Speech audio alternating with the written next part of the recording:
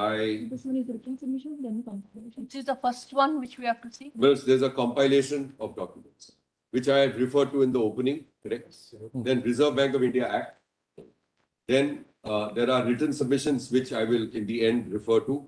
And there is the Attorney General's submissions, called titled additional submissions. There were lots of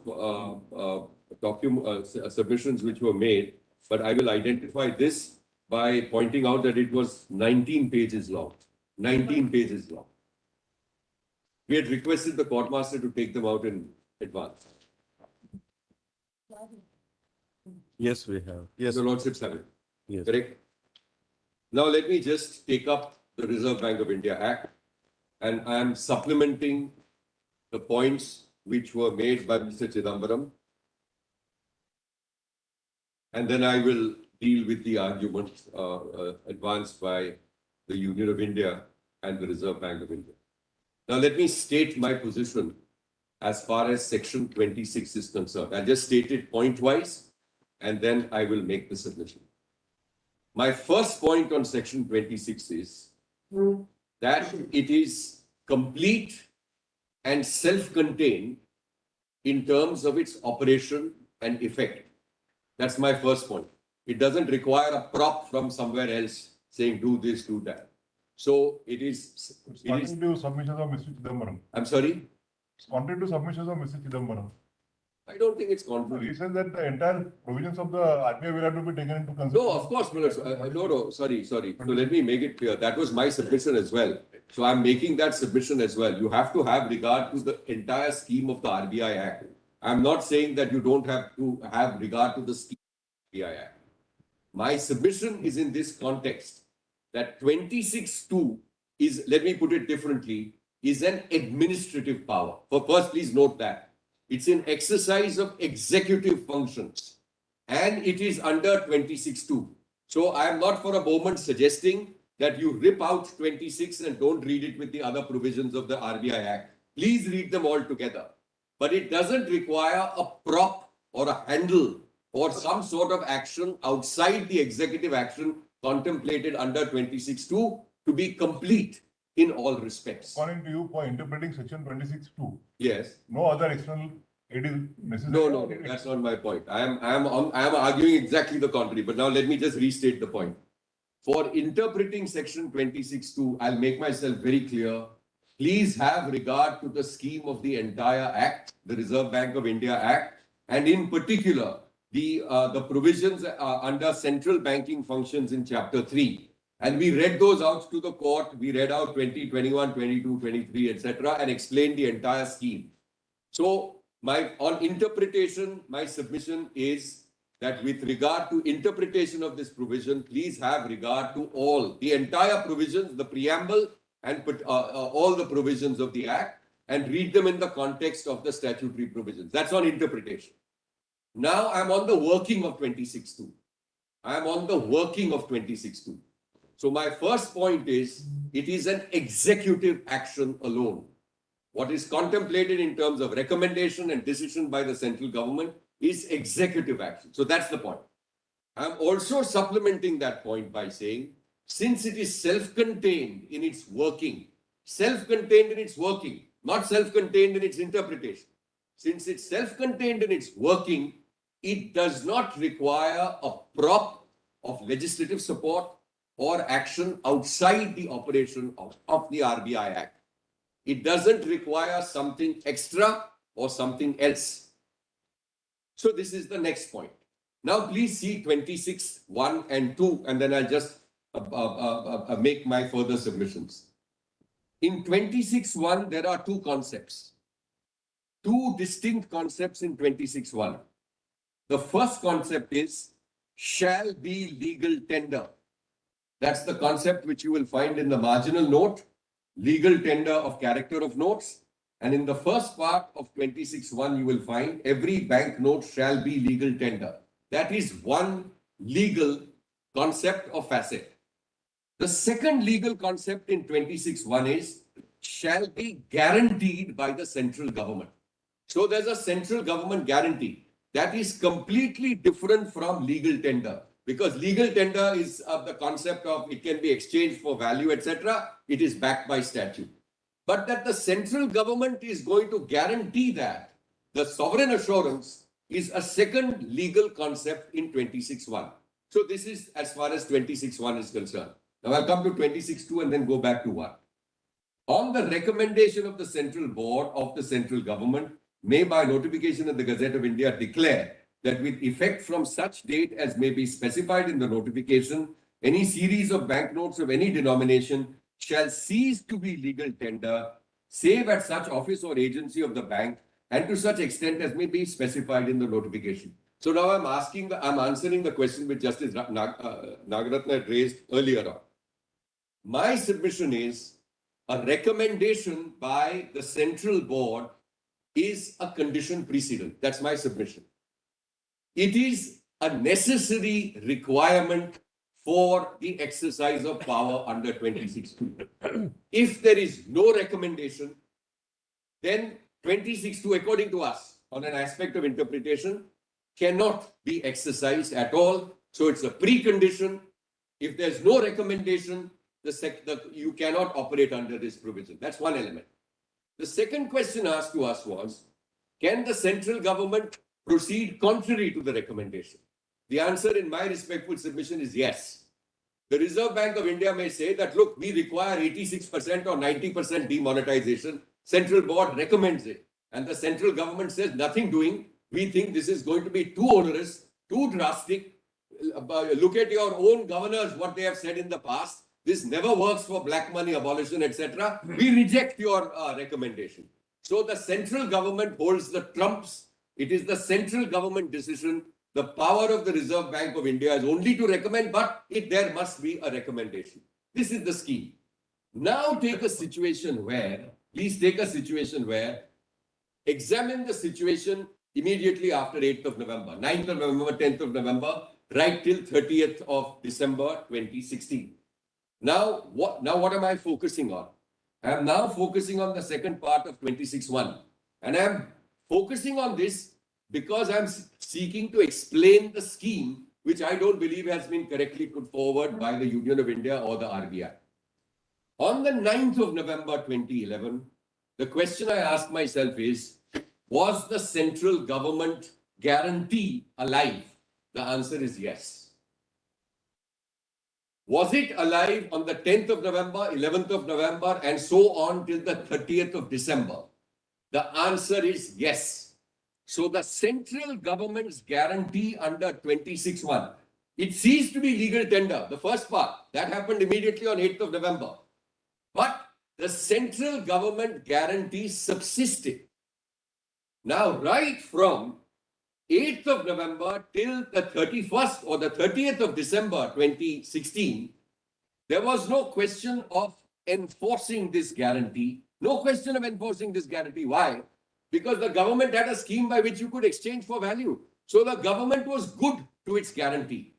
It was good to its guarantee because it said that, look, I have guaranteed it. You come through this scheme. Yes, initially 4,000 rupees per day. That's all right. That was just in terms of the mechanics. But my guarantee remains intact. So please recall that the guarantee remained throughout, right till the statute, which we will deal with subsequently. So that concept remained. Now, supposing there were no statute, the 2017 Act, 2016 Ordinance. If there were no statute, the guarantee would have remained. Continued.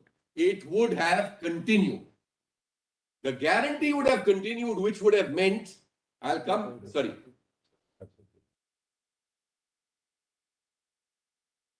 Yes. Every bank note of a denomination other than 1 rupee Right. contains a promise by the RBI. Right. The guarantee is by the government. The guarantee is by the government. Correct. The promisor is the RBI. Correct. That is how we have to look at it. If the promisor is the RBI and the guarantor is the central government, Yeah. once the primary liability, you will have to go back to the Contract Act because it is also a negotiable instrument. Right. Therefore, the the liability of the guarantor is coextensive with that of the promisor. Yeah, I agree with you. Therefore, That's possible in most situations. yes. So we'll come to that. That's the 34 point. Your Lordship is as usual far ahead of me. I'm going a little slowly. The point I'm making now is, so I'm suggesting a situation where there was no act at all. I'm just suggesting to the court what would have happened.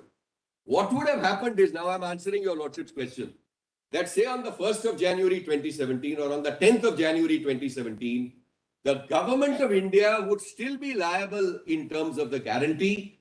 And as your Lordship correctly said, the Reserve Bank of India would still be liable under 34. So you would have had a slew of writ petitions and suits by parties who could not exchange, saying that now I'm enforcing a statutory guarantee and I'm enforcing a statutory liability. In a hypothetical situation where the act did not come into force. But I am emphasizing this because there are distinct legal concepts. There is one legal concept of legal tender. There's another legal concept of central government guarantee. And there is no provision. Now we come to the next stage. There's no provision under the RBI Act itself by which you can extinguish 26(1) and you can extinguish 34. 26(1) liability of the government as a guarantor is a statutory liability. The only way that can be undone is by either another statute, or if you have some provision in the RBI Act itself by which they can by notification or otherwise negate 26(1). There is no such latter position. So the only way the government could have extinguished its liability is through a statutory provision, which is a separate whole area of operation, extinguishing the central government guarantee under 26(1). Now just go to 34. Go to 34. Now this is slightly different. It's not in conflict with what Mr. Chidambaram said, but it's a nuance, I hope. But, Yes, I'm sorry. Divan, 26(1) and 2 will have to be read together. We'll come. When 26(2) Yes, provide that it empowers the central government yeah, to issue a notification yeah, that from a particular date, correct. any series of the banknotes Yes, shall cease to be a legal tender. correct. So once they cease to be a legal tender, Yeah. then how can the guarantee Guarantee survive. survive? Of course it survives. It definitely survives. Now, this is a very important question. No, no. First and foremost, I agree with the court. Sorry. No, let us read 26(1) again. Yes, I'll read it slowly. Yes. Subject to the provisions of subsection 2, every banknote shall be legal tender at any place in India in payment or on account for the amount expressed therein and shall be guaranteed by the central government. May I also read two? Once it ceases to be a legal tender, Yes. how can the guarantee still survive? Correct. So now that's very important. So this is a very important point.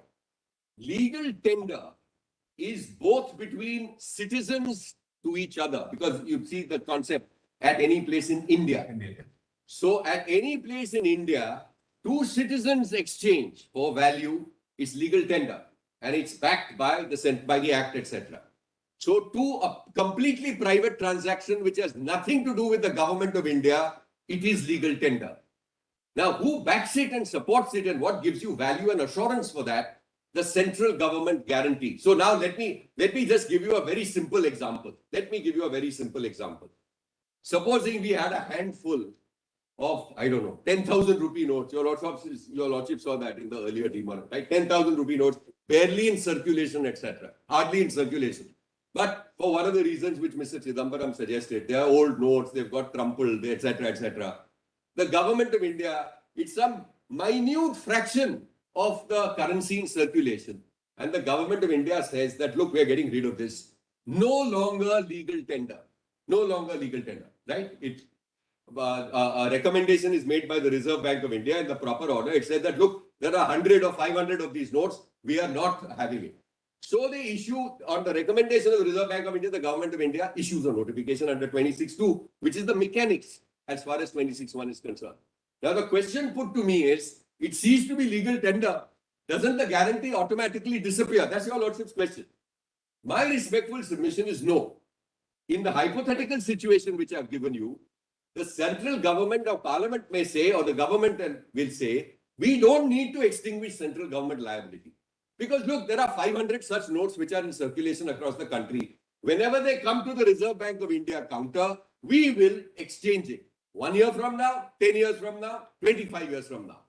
The guarantee of the central government has remained, and in discharge of its obligations as a guarantor, 5 years from now of that notional date, we will accept the note because the guarantee is alive. The guarantee has a corresponding duty. If you go to a writ court or you file a suit, the government of India will be duty bound to honor that commitment. So please, my lords, it's a distinct concept. Legal tender is in inter partes, all inter partes transactions, whether or not involving the central government. It may be private parties, it may be a private party and a state government, it may be private parties and the central government. All those where it is exchanged, it shall be legal tender or, as your lordship says, the medium of exchange, etc. of the specified. But guarantee conceptually is completely different. So to answer the question, in my respectful understanding, these are distinct concepts and there is no automatic extinguishment. I think Justice Gavai's question to me was that, is there an automatic extinguishment? The answer according to me is no. Now I'll give you another reason why. It cannot be that a subordinate action or an administrative and executive action robs a legislative guarantee furnished or assured under 26(1). That's another way of looking at it. It ought not to be. 26(1) is a statutory guarantee in terms of a parliamentary statute. That cannot be diminished by an executive action, howsoever wholesome it might be. It has to, as a matter of law, be extinguished by parliament or by the legislature. That is why the 2017 Act was. Absolutely. So that's the point. And that's exactly the point.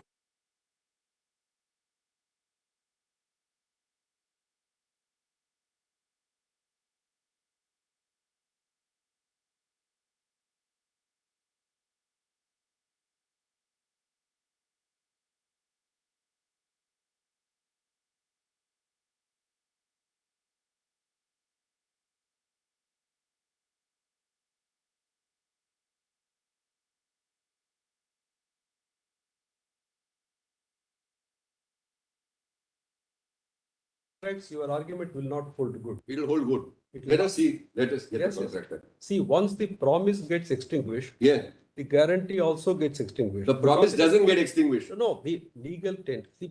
See, the bank note, once it is no longer a legal tender, that why it is interest between the citizens, why it is a legal tender? Because it carries with it inherently the promise to pay. Yes. Once that promise to pay goes, it like you imagine the case of a promissory note given in favor of somebody or bearer. Correct. So it becomes a negotiable instrument and Yeah. not restricted by any crossing. Okay. Not restricted by any endorsement. If it is not restricted by an endorsement, the promise, once the promise vanishes, the guarantee will vanish under the law of contracts. Okay, two answers to that. Answer one, what your lordship is putting to me is actually statutorily captured by 34. Now go to 34. There's no notification under 34. The 34 is the point. The liabilities of the issue department, your lordship will recall, is defined in section 23. Yes. I'm now on 34. Separate section altogether on Reserve Bank of India liability. So not the guarantor's liability, but the question your lordship is putting to me, promise to pay. The liabilities of the issue department shall be an amount equal to the total amount of the currency notes of the government of India and bank notes for the time being in circulation. This is a distinct liability, nothing to do with the central government. This is the liability conceptually of the Reserve Bank of India. Sorry. 34 argument is different from your first argument. We are I agree. talking about the It first is, argument. you're right. I agree. So my suggestion is, now let me just meet the points which your lordships have put to me. The question is, will a guarantor continue to remain liable if the primary or the principal, whatever, the promissor, or the promissor is discharged? That's the question. Now let me tell your lordships, there are two levels of argument. The first is, this scheme departs to the extent that it does because it's a statutory scheme. So you're right that as far as the general contract law is concerned, there may be. But we have two special provisions. One is 26, which statutorily says that and shall be guaranteed by the central government. So that and shall be guaranteed is a statutory liability imposed on the central government. One. The second is that this statutory liability, even if the note disappears, even if the note is no longer legal currency, will still remain, because what's the point of the guarantor? So let's take an example. I'm sorry. 26(1) contains two components, as you rightly believe. I believe so. We are agreeing with you. The first component is that it is a legal tender. Correct. And the next component, there is a conjunction and. Yes. So long as it is a legal tender and it is guaranteed. That is how you have to read it.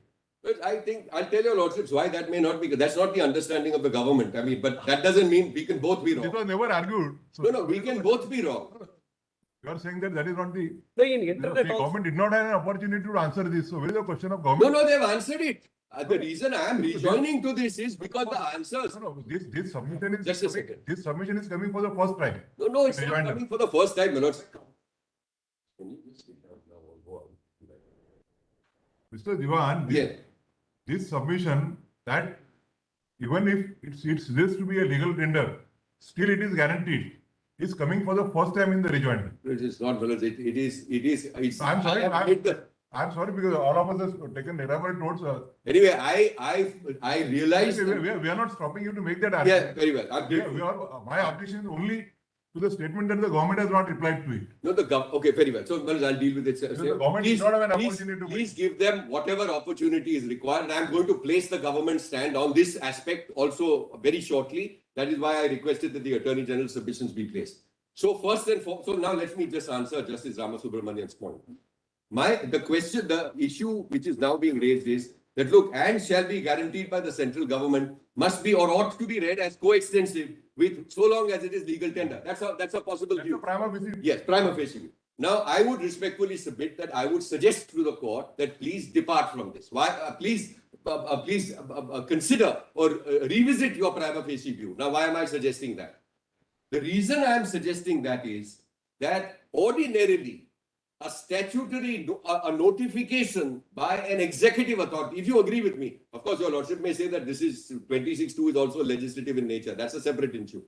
If it is an executive function under our schema cannot override and trump a legislative mandate provided by Parliament. So if you have a legislative mandate shall be guaranteed by the central government, it shall remain so. One. Number two, Parliament so understood. How did it understand? It understood it in the manner I am submitting. Parliament, not only in the past in 78, etc., but even now, has so understood that the 26(1) liability continues to subsist and has to be extinguished by statute. That, as your lordship correctly put to me, was the necessity for bringing in the 2016 ordinance / 2017 Act. One and the same thing. So what you have is a situation where I would respectfully submit statutorily the central government's liability guarantee lingers beyond the extinguishment in terms of a notification under 26(2).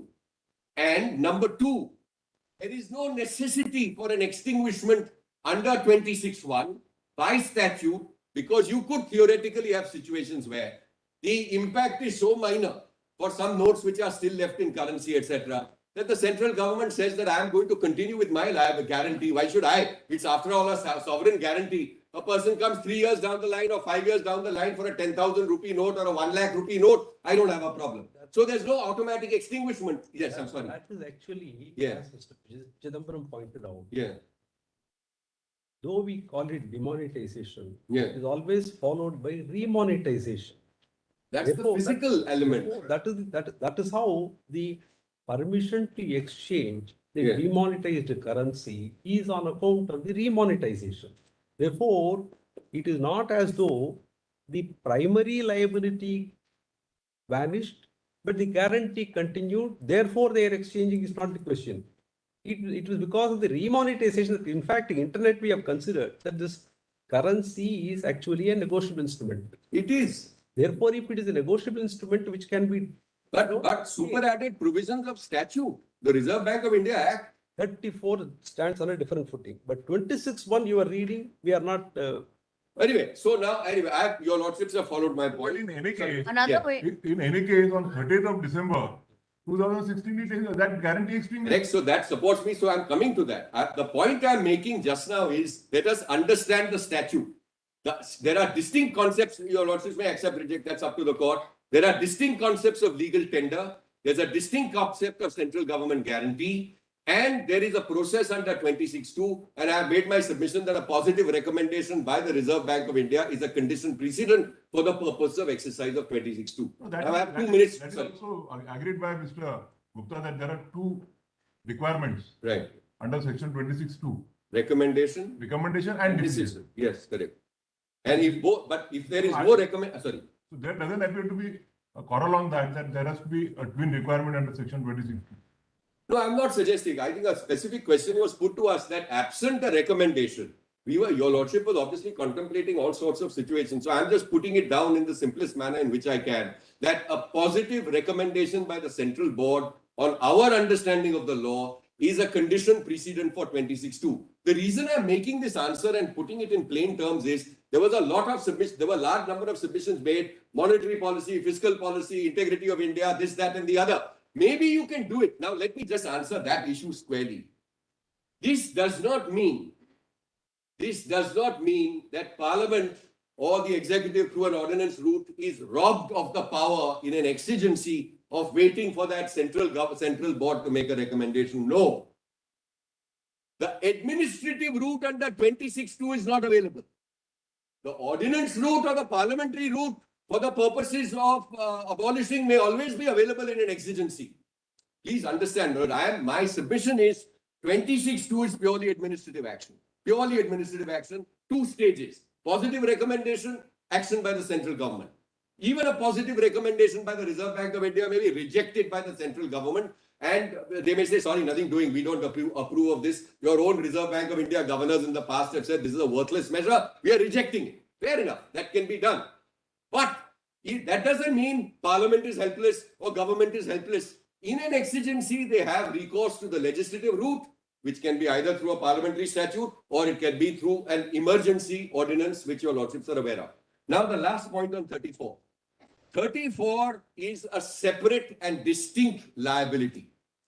Now I'm reading 26. This is imposing a liability on the issue department of RBI. So, therefore, I said, but for that act/ordinance, you would have had actions filed against RBI and the government that, look, your period is over now. Your period for the purposes of exchange is over, but you still have a live outstanding guarantee and statutory liability. I am therefore suing you on that basis to get rid of that point, which is a legislative liability, not on the basis of legal tender. Legislative obligation, they required the act. So I'll just go to the act in a moment. So the point I'm making is the legislation ordinance of 2016/2017 Act was necessary for not to give a cloak or a veneer of legality to 26(2). 26(2) is self-contained. It operates fully and completely at an administrative field. But there were still 2 things left. What were those 2 things? Guarantee under 26(1). Liability under 34, 2 distinct legal concepts. And Manoj, I would urge your lordships, much tempting as it is, let's keep aside the Contract Act for a moment and be guided by statute and the plain language of the statute. That's how people act on the strength of the currency. Our currencies have value. When I go and hand over a 50 rupee note and someone accepts it, it has guarantee, not because both of us are flipping through the Contract Act. It's because there's an assurance from the Reserve Bank of India statutorily and the government of India as a guarantor that a person will accept my 50 rupee note, not the knowledge of the Contract Act. So I would commend to the court, despite your prima facie view, please revisit the consequences of importing. I think Contract Act is a wonderful place to start. I think it is foundational for understanding it. But eventually it's going to be, how does this statute play out? That's what I comment. Now just have a look at the act. For this, I take you to that compilation. So the act is at two places. Otherwise, there was no need to make the 2017 act if it was. Absolutely, absolutely right. Absolutely right. And If fortunately for me,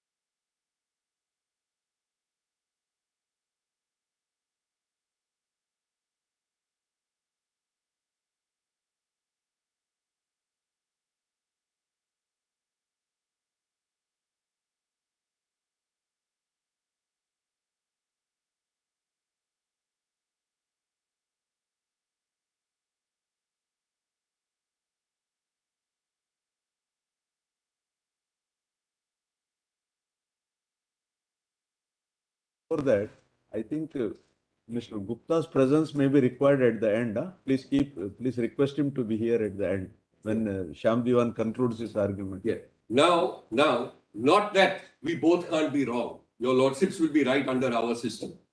But this is what the government of India says on affidavit dated 16th of November, 2022. I'm reading paragraph 11. So let's see their stand, let's see my stand.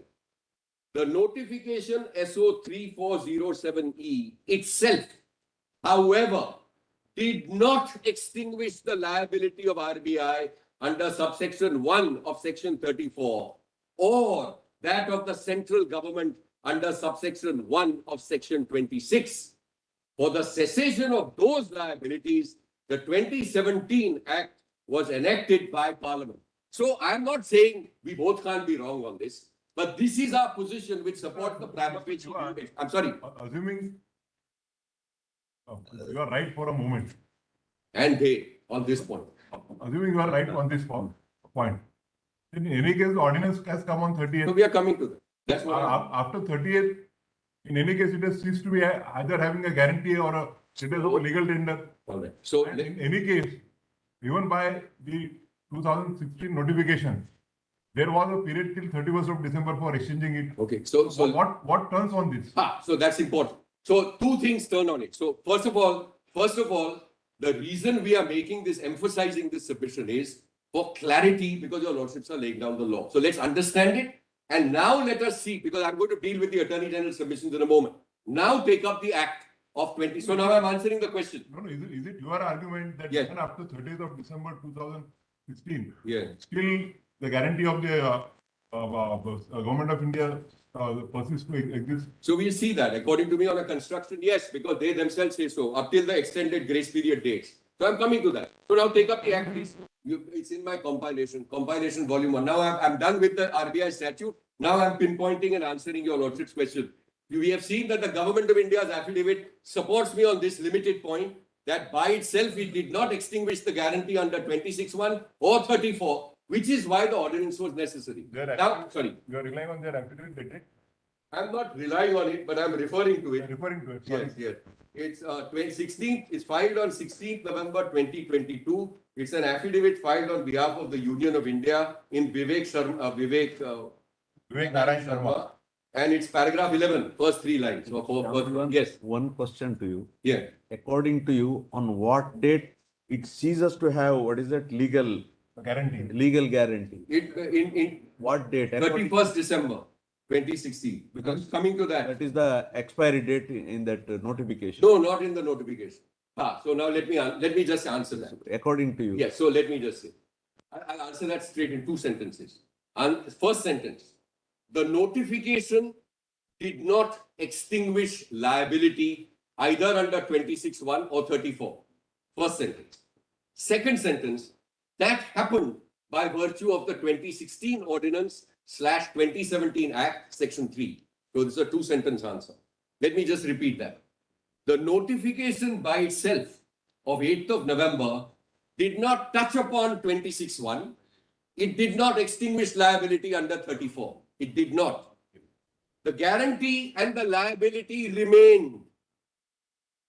But there was an subsequent act, not intervening, subsequent act in the form of this ordinance, which comes into force on 30th, which is issued on the, or promulgated on the 30th of December 2016, takes effect and gives 1 day's time till 31st December, and therefore on and after 1st of January, no guarantee under 26(1) and no liability. Now for that, let us see this.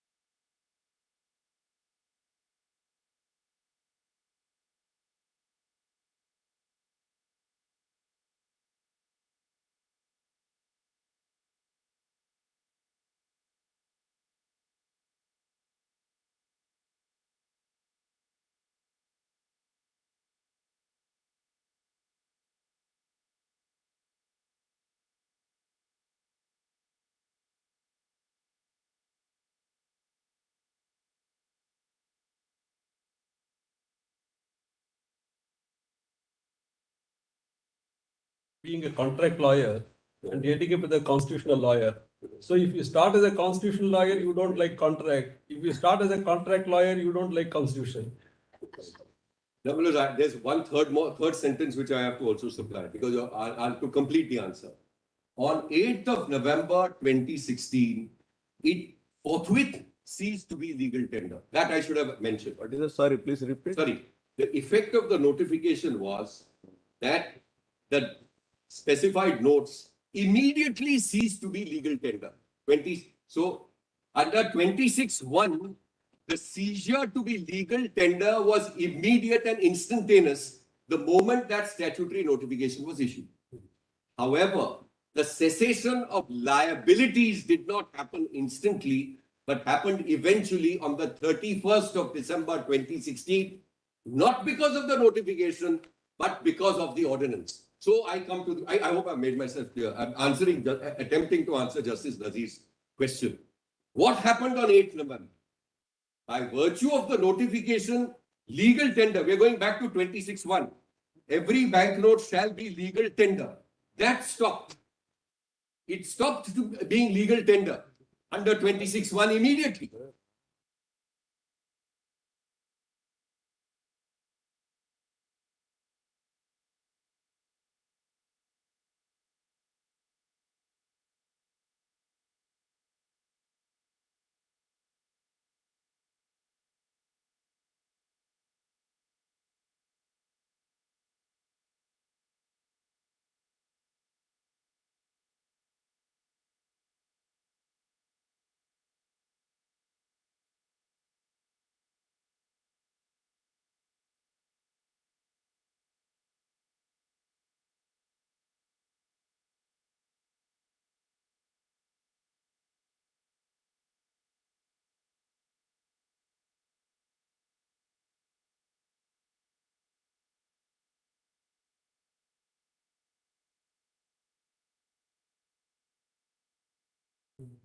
For my question, Yes, sir. one answer came from the sister. That is, if there was automatic extinguishment of guarantee, Yeah. where is the necessity for an act was the answer to my question which came from the bench. But then another question is, in 1946, Ordinance 3 of 1946, there was the first demonetization which happened through statute. So once a statute has come, there is no necessity for a second action, correct? It depends on the terms of the statute, but I fully agree with you. I But, also said that. Then why did section 26 capital A was introduced by an act of 62 of 1956, reiterating that why is there a second statute?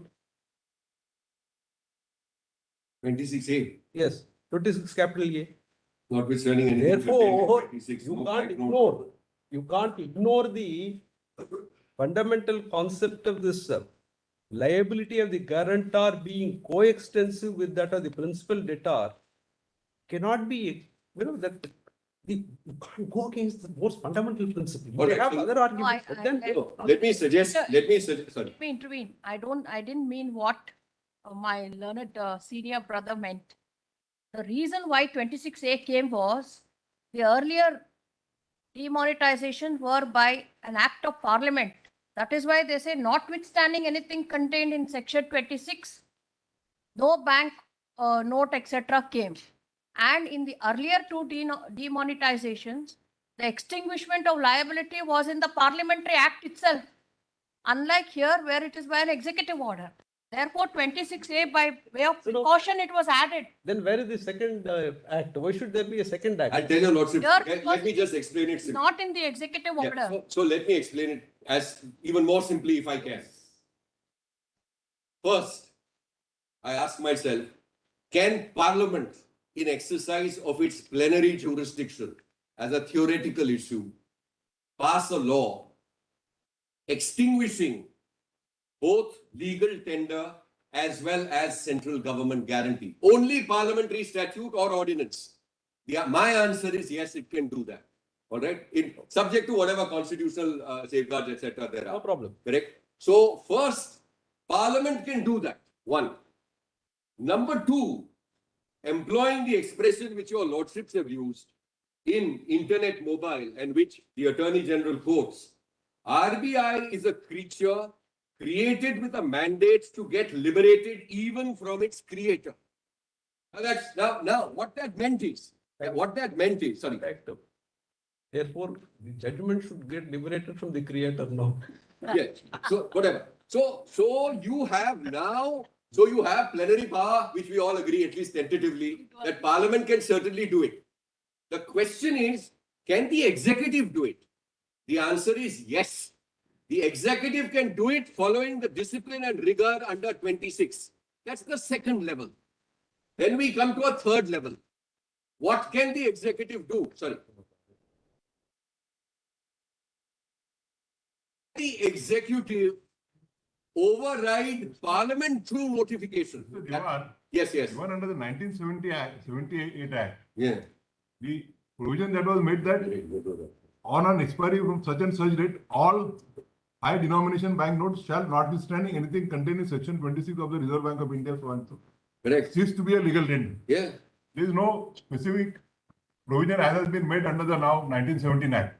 So if your argument is to be accepted, then those notes of 10,000, 5,000 denomination still exist. And if somebody has, then the government is guaranteed to pay it. Yes, yes. If the argument is to be accepted, it will have been stated that No, we'll see that. I'll examine that and I'll come back to your lordships on that. But now, fortunately for me, not only does the union government say it on affidavit, but in any case, what turns on it? so we'll come to that in a bit. We'll come to that. But now let us see what the ordinance says. Let's see what the ordinance says now. So I am requesting your lordships now to take the ordinance. Please, that's at page 38 of my compilation 1. We are looking at the ordinance, not the act. The act is in same terms, but the ordinance came first.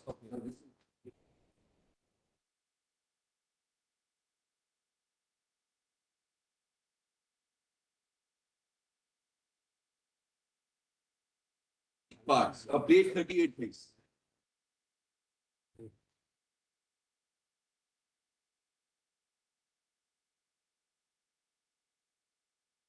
Parts of the preamble. See the second recital. What is the ordinance to do? An ordinance to provide for the cessation of liabilities on the specified banknotes and for matters connected therewith. So this is their view. They may be wrong, of course, but this is the target, the object, to seize the liabilities on the specified banknote. That's the objective. Now see the last recital on the same page, page 38. And whereas not it is desirable, whereas it is necessary to have clarity and finality to the liabilities of the Reserve Bank of India and the central government arising from such banknotes which have ceased to be legal tender on the basis of the said notifications.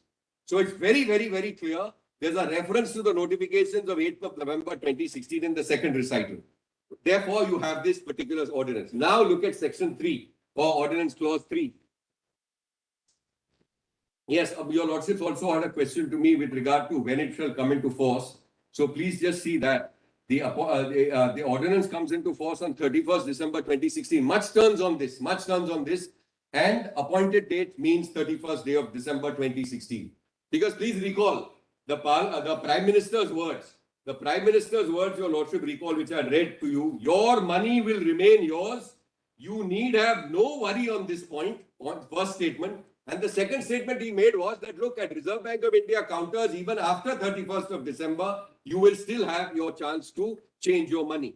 So, and then you have that definition of grace period specified by the central government by notification. Now, please focus on 3. Look at the marginal note.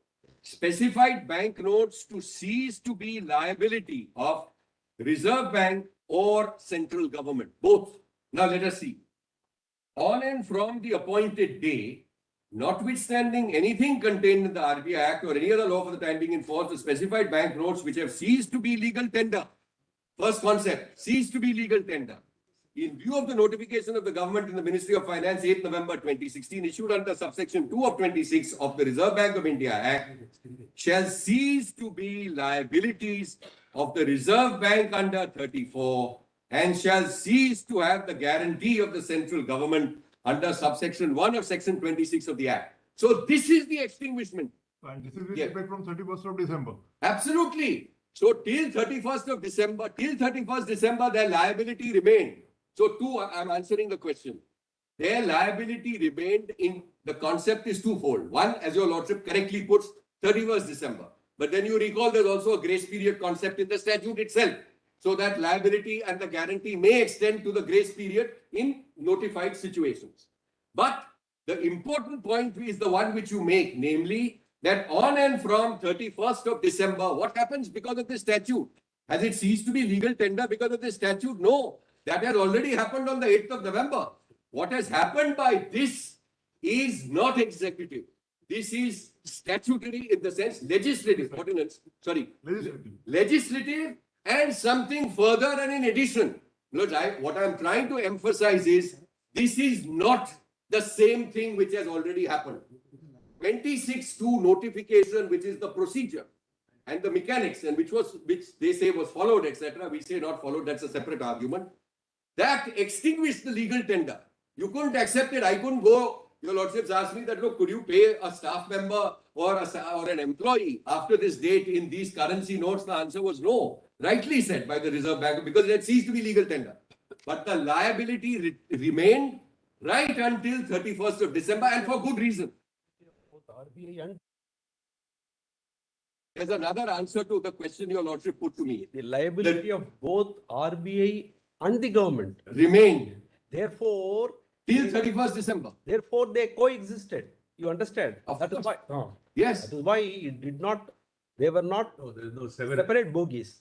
There was no severance of. See, the liability of. That is why from the beginning we have been saying. See, look at this. A currencies, a banknote ceasing to be a legal tender is Yes. item number 1. Correct. RBI's liability getting wiped out from the balance sheet is another one. But it's a liability. You're right. Therefore, the liability of both RBI and the government as a guarantor got wiped out together, not separately. Yeah, that's the scheme. No, you started off with saying that No, let me just tell your lordships in the plainest terms. Why learned brother? Yeah. On the basis of contract, I said that once the promisers, It is promisers. cease So to let be me the answer guarantor. it. Let me answer it directly in terms of contract. Contract law 1 is subject to statutory law in certain situations. 1, 2. These are separate liabilities and guarantees. One government, the other as far as the RBI is concerned. That's the second point. Parliament could very well choose to extinguish both together, but that does not mean that they, in an appropriate or other case, may choose to do it differently or distinctly. Please don't rob Parliament of that power. Please. So the answer to the question is That why, question is for consideration as to whether it can be done separately or not.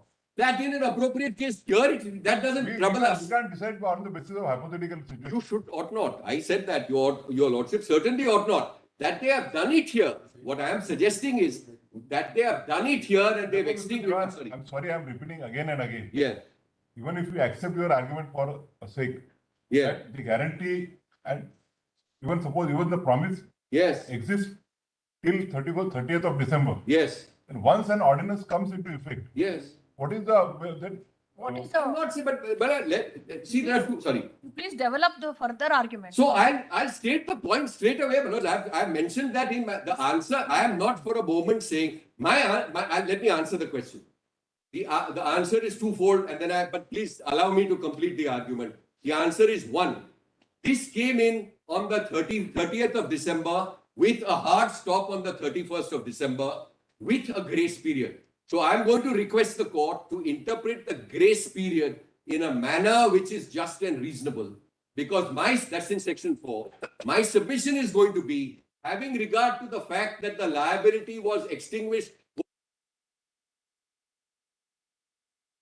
the assurance of the Prime Minister, it would be completely unreasonable, or to borrow the expression, manifestly arbitrary and unjust, to have just 24 hours to change. Because the entire regime until then, as understood with the grace period, is that this is going to extend. This is one part of the argument. The second part of the argument, and I'm going to pick up the Attorney General's note right away. I am going to respectfully submit there ought to be clarity as laid down by this court. And that's the second part of the argument, because I have to deal with the arguments which were made in writing. So now I have mentioned to the court now let me just sum up on this part, and I'll come to section 4. What section 3 does is, therefore, it only does one thing or two things. Extinguishes central government guarantee, extinguishes RBI liability, and therefore builds on what has already happened. So what does it not do? And that's very important. It does not validate anything which has happened earlier. One, there is no question of merger. Number 2, and that's my respectful submission. Now please pick up, because before I go to section 4, please pick up the Attorney General's submission. Only 2 paragraphs, and those are para 2.5.3 and 2.5.4. This is what I am addressing now in all this submission. Please go to 2.5.3. This is the additional submissions of the Attorney General. If it's the same copy that I have, it should be on page 11. Only 2 paras I'm going to read. It's a para beginning nevertheless. 5.3. Manoj, it's titled Additional Submissions. Page 11. Yes, and it's handed in on the 5th of December. This was on the main arguments were advanced on this basis. Yeah.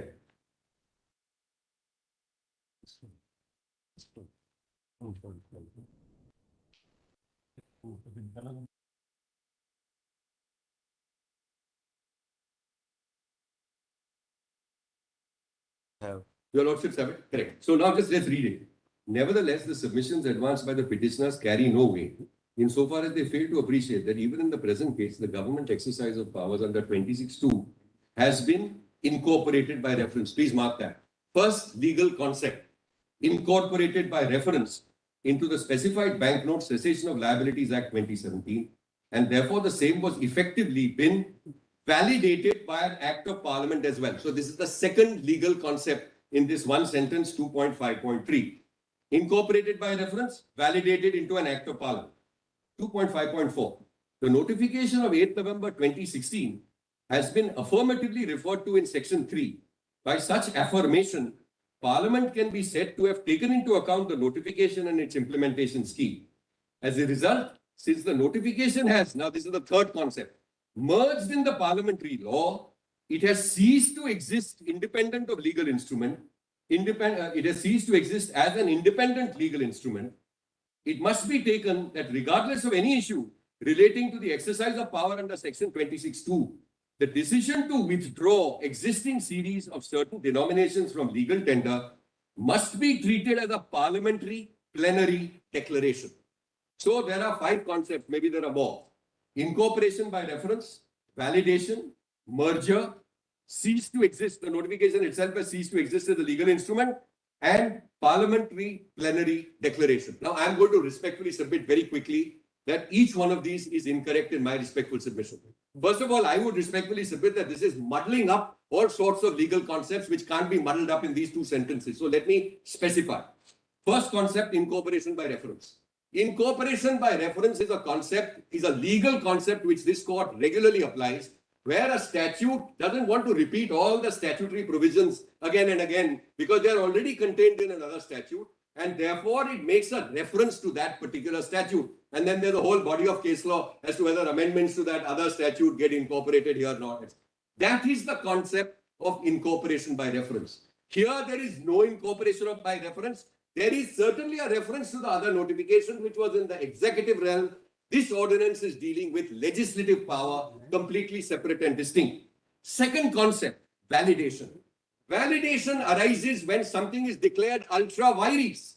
It may be ultra vires for a variety of reasons. There's no concept, no court had said that this is ultra vires. No one at that point of time requiring validation. In any case, 26(2) is an executive power, doesn't confer any authority on parliament. There's no question of validation. So that's my second answer. Third concept is merger, merged into parliamentary law. My respectful submission is this is 2 distinct things. One was an administrative action under 26(2). Another was an extinguishment of liability under 26(1) and 34. There's no question of merger. The fourth point is ceased in law, it has ceased to exist. I think this is, well, I don't think this is even stateable, frankly, except that the Attorney General has stated it. It has its life. It had complete impact across the country, and it had full force of law, subject to, of course, what your lordships now hold. It had the full force of law, and it operated immediately on being issued on the 8th of November 2016 until the 31st of December when there was a period, but it ceased to have any legal tender basis. So this to say that it merged into a statute is again, in my respectful submission, ceased to be an independent, it continues as a legal independent instrument. The bullet has been fired. It has, in the form of the notification, it has carried its course and it has done what it has done. It doesn't cease to it. It doesn't have any impact or effect later on because it was self-contained at a certain level. But legal tender immediately stopped. And finally, it must be treated as a plenary parliamentary declaration. I don't think any plenary parliamentary declaration is made or even attempted to be made by this bill. So that's my respectful submission.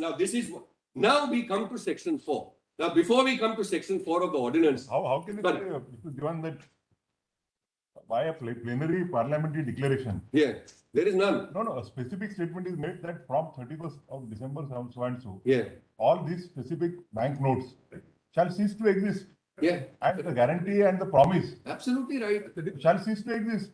So just see that regarding these words, please, it's notification. 2 different things, my lords. It is Where's the regarding- question of merger cease to exist? Please, what the ordinance does is it extinguishes, sorry, What has been done yeah, under the notification of November, right, what was provided was that legal tender, it shall cease to effect from legal tender. correct, And it granted a window till Right. 30th of December to exchange the notes.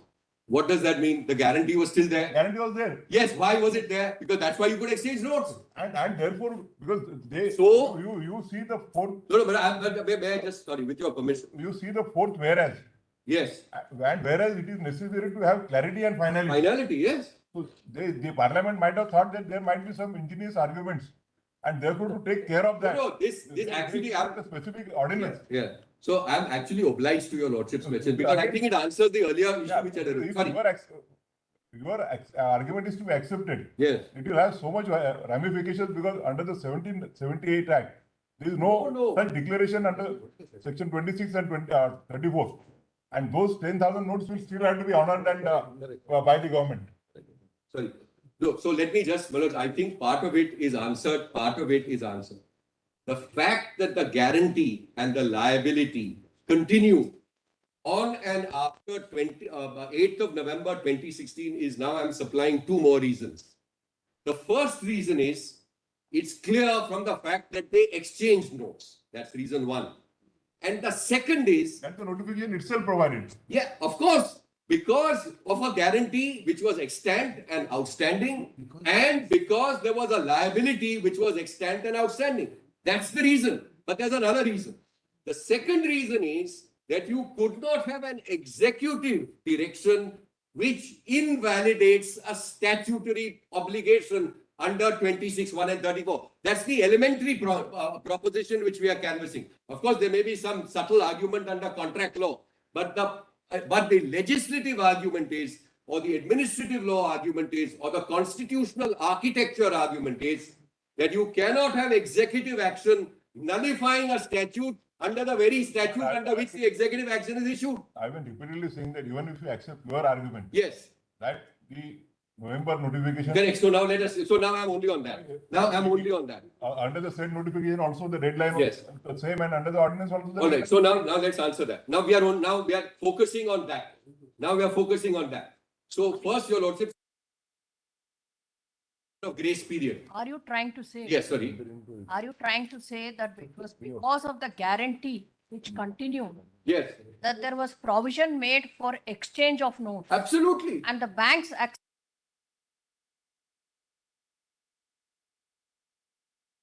Absolutely. see, they ultimately, because the banks accepted the notes which ceased to be legal tender and they gave valid notes, the new notes.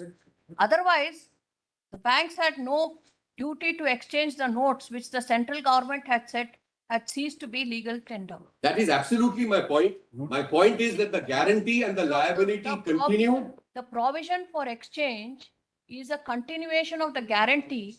Absolutely. The guarantee is extinguished. You may say that. No, That is my very submission. Manoj, let's be clear. Manoj. provision for exchange. Yes, sorry. the notification. The provision for exchange is a Yes. continuation of the primary liability itself, not Yes. just the extent of the guarantee. Government guarantee, No, the liability, the RBI itself continues. 34. Therefore, the notification did not extinguish the liability. 8/11/2016. It could not. Because they said the window is open for exchange. Unless, if suppose the liability is wiped out on 8/11, they can't re-exchange the notes. Therefore, that is the reason why the liability continued. Legal tender also only ceased to exist. Correct, correct. The liability, otherwise they would not have. Not just the guarantee, not just the guarantee, Accepted but the bank- liability. The Not bank, just the I guarantee. am in 100% agreement with the observation made that on and after 8th November, according to me, the liability continued, the guarantee also continued, both continued. Eventually, as Justice Gavai has correctly pointed out, extinguished on 31st December 2016, subject to judicial review by this court. But that is the scheme which was followed. So that is why, because I'm obliged for that question, the reason why they were obliged, apart from being in terms of the notification itself, there was an outstanding statutory notification. Your lordships have noticed my point.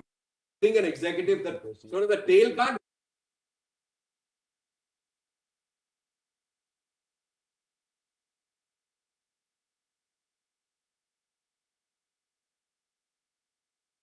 For the power coupled with duty. Now, for that, let us go to page 44. Because I'll just indicate what has happened here. I'm now responding.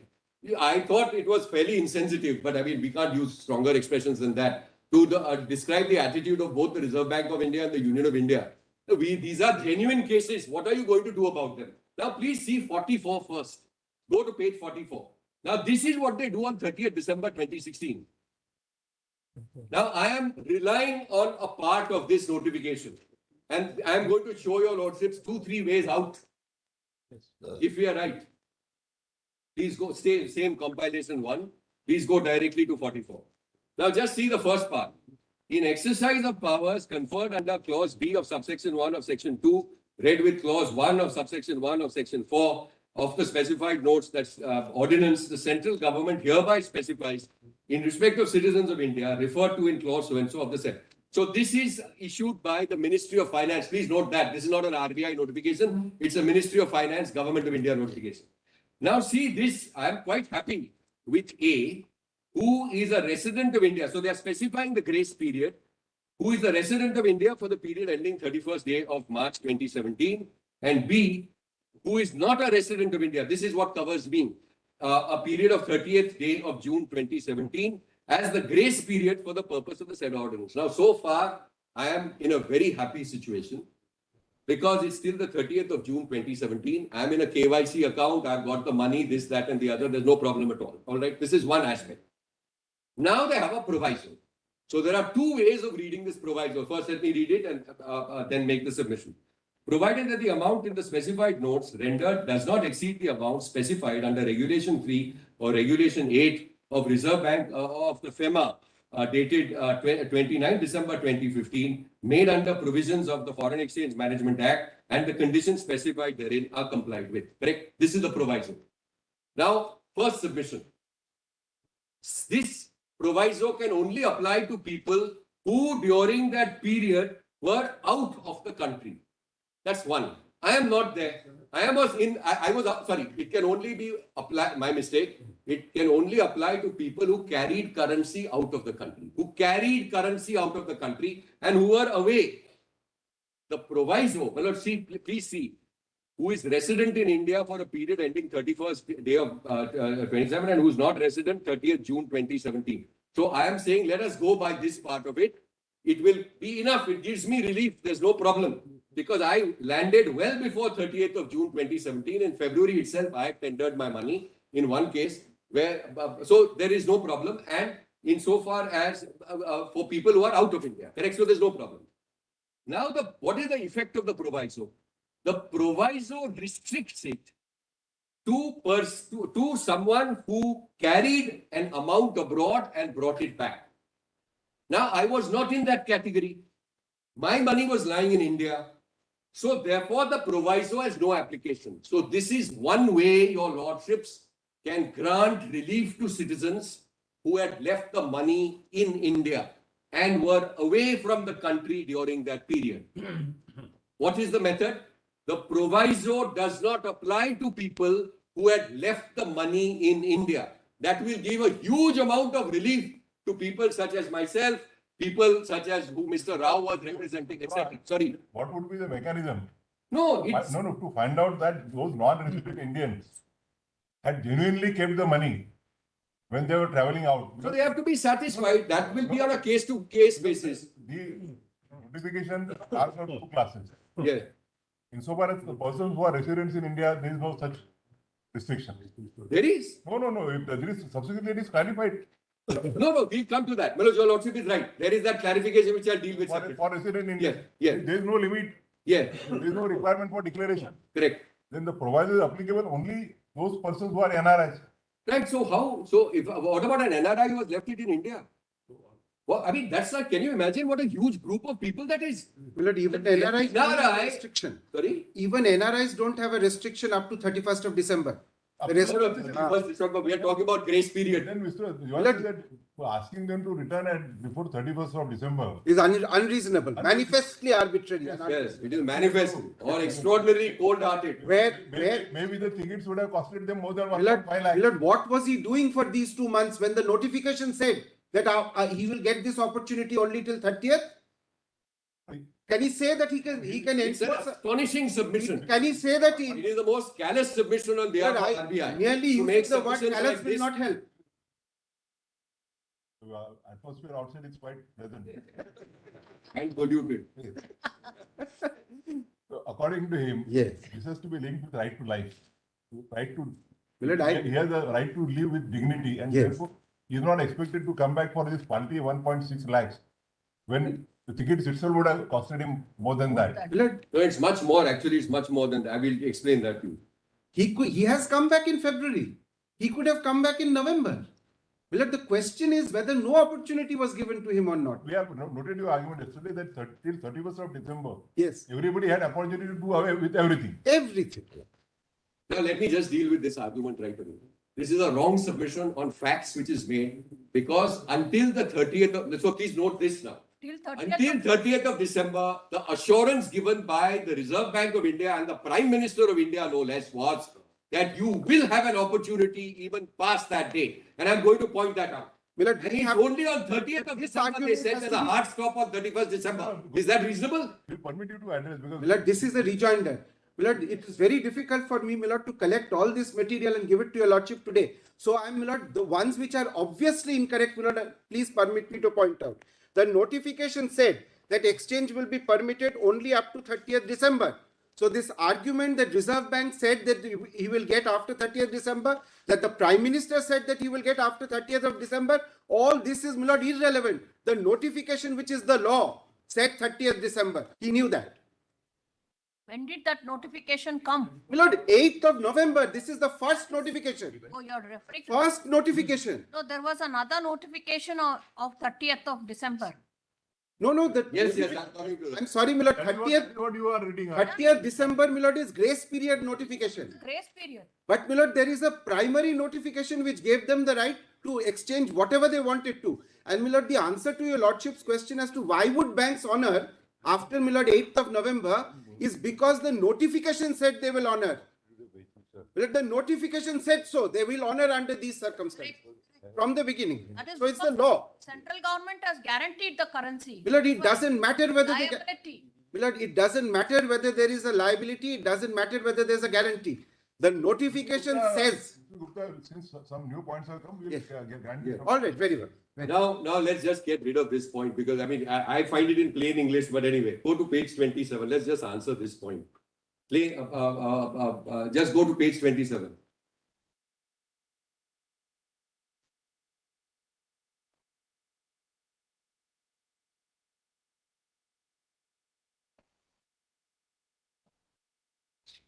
Paras 9 and 10 first. So already read it to us.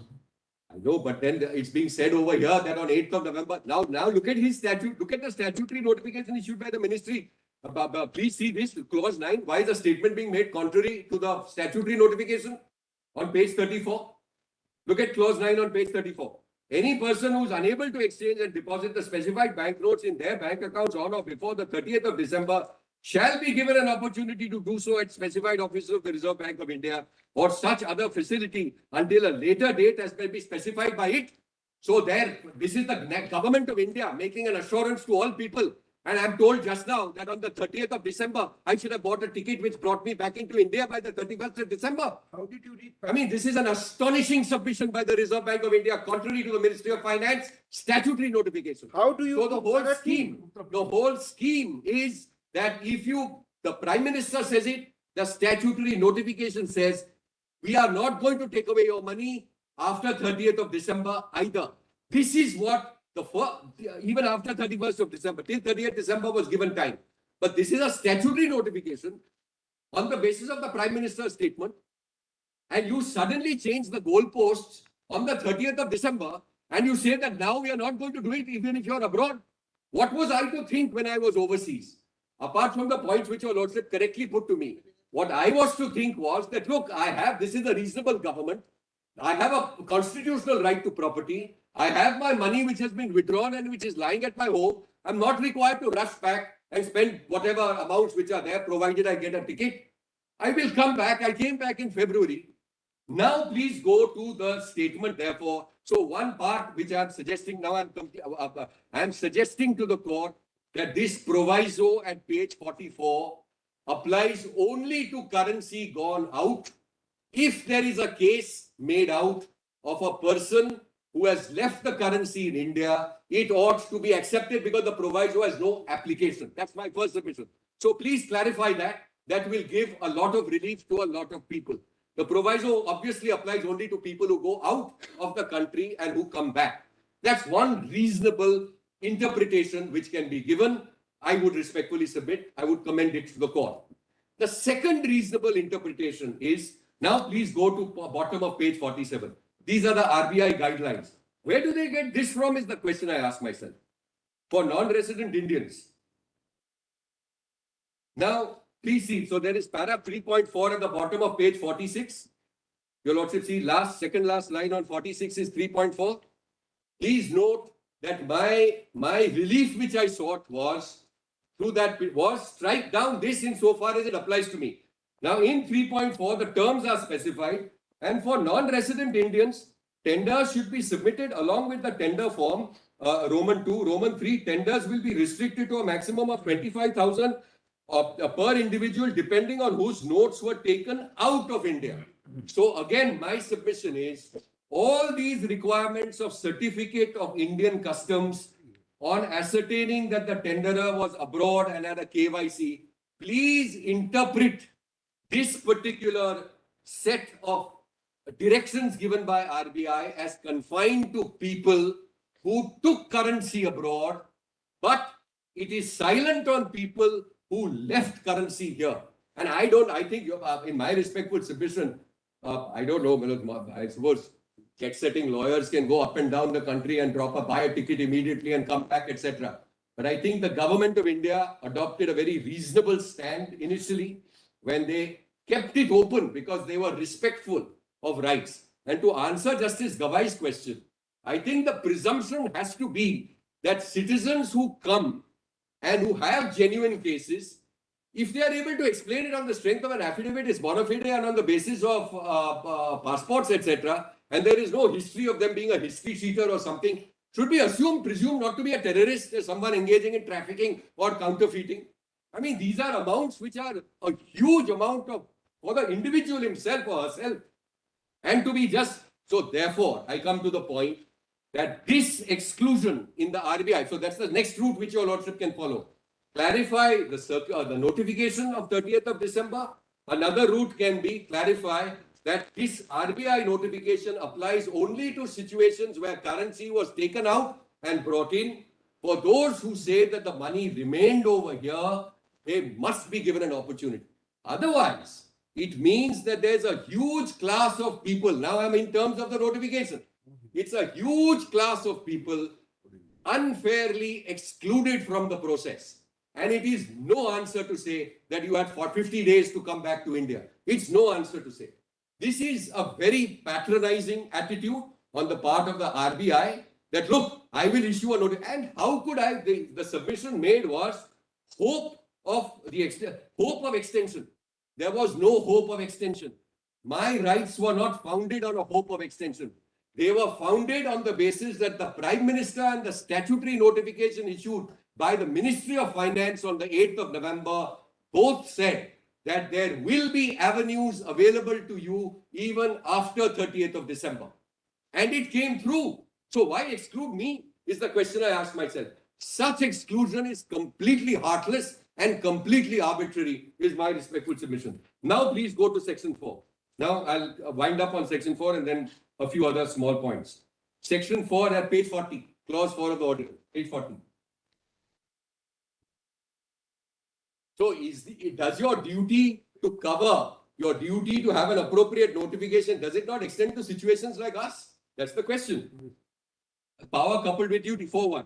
Notwithstanding anything contained in section 3, the following persons holding specified banknotes on or before 8th of November 2016 shall be entitled to tender within the grace period with such declarations or statements at such offices of the Reserve Bank or in such other manner as may be specified by it, namely, please go to Roman 2, such class of persons and for such reasons as may be specified by notification by the central government. So my first submission is excluding a category of NRIs who had money in India is arbitrary in our respectful submission. It is so manifestly arbitrary that it is under-inclusive, going under the traditional classification test. NRIs form a single class. Some carried the money out, some left the money here. Both have to be treated similarly. You cannot create an artificial barrier or an artificial subclass and extend the grace period only to people who carried money abroad and didn't and declared it in the customs, etc. when they came back. So it is under-inclusive is my respectful submission under the classical test.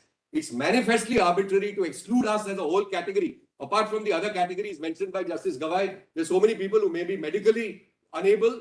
There is another person over here, for example, whom Mr. Prashant Bhushan represented, Sarla Srivastava. Her husband had died in 2016.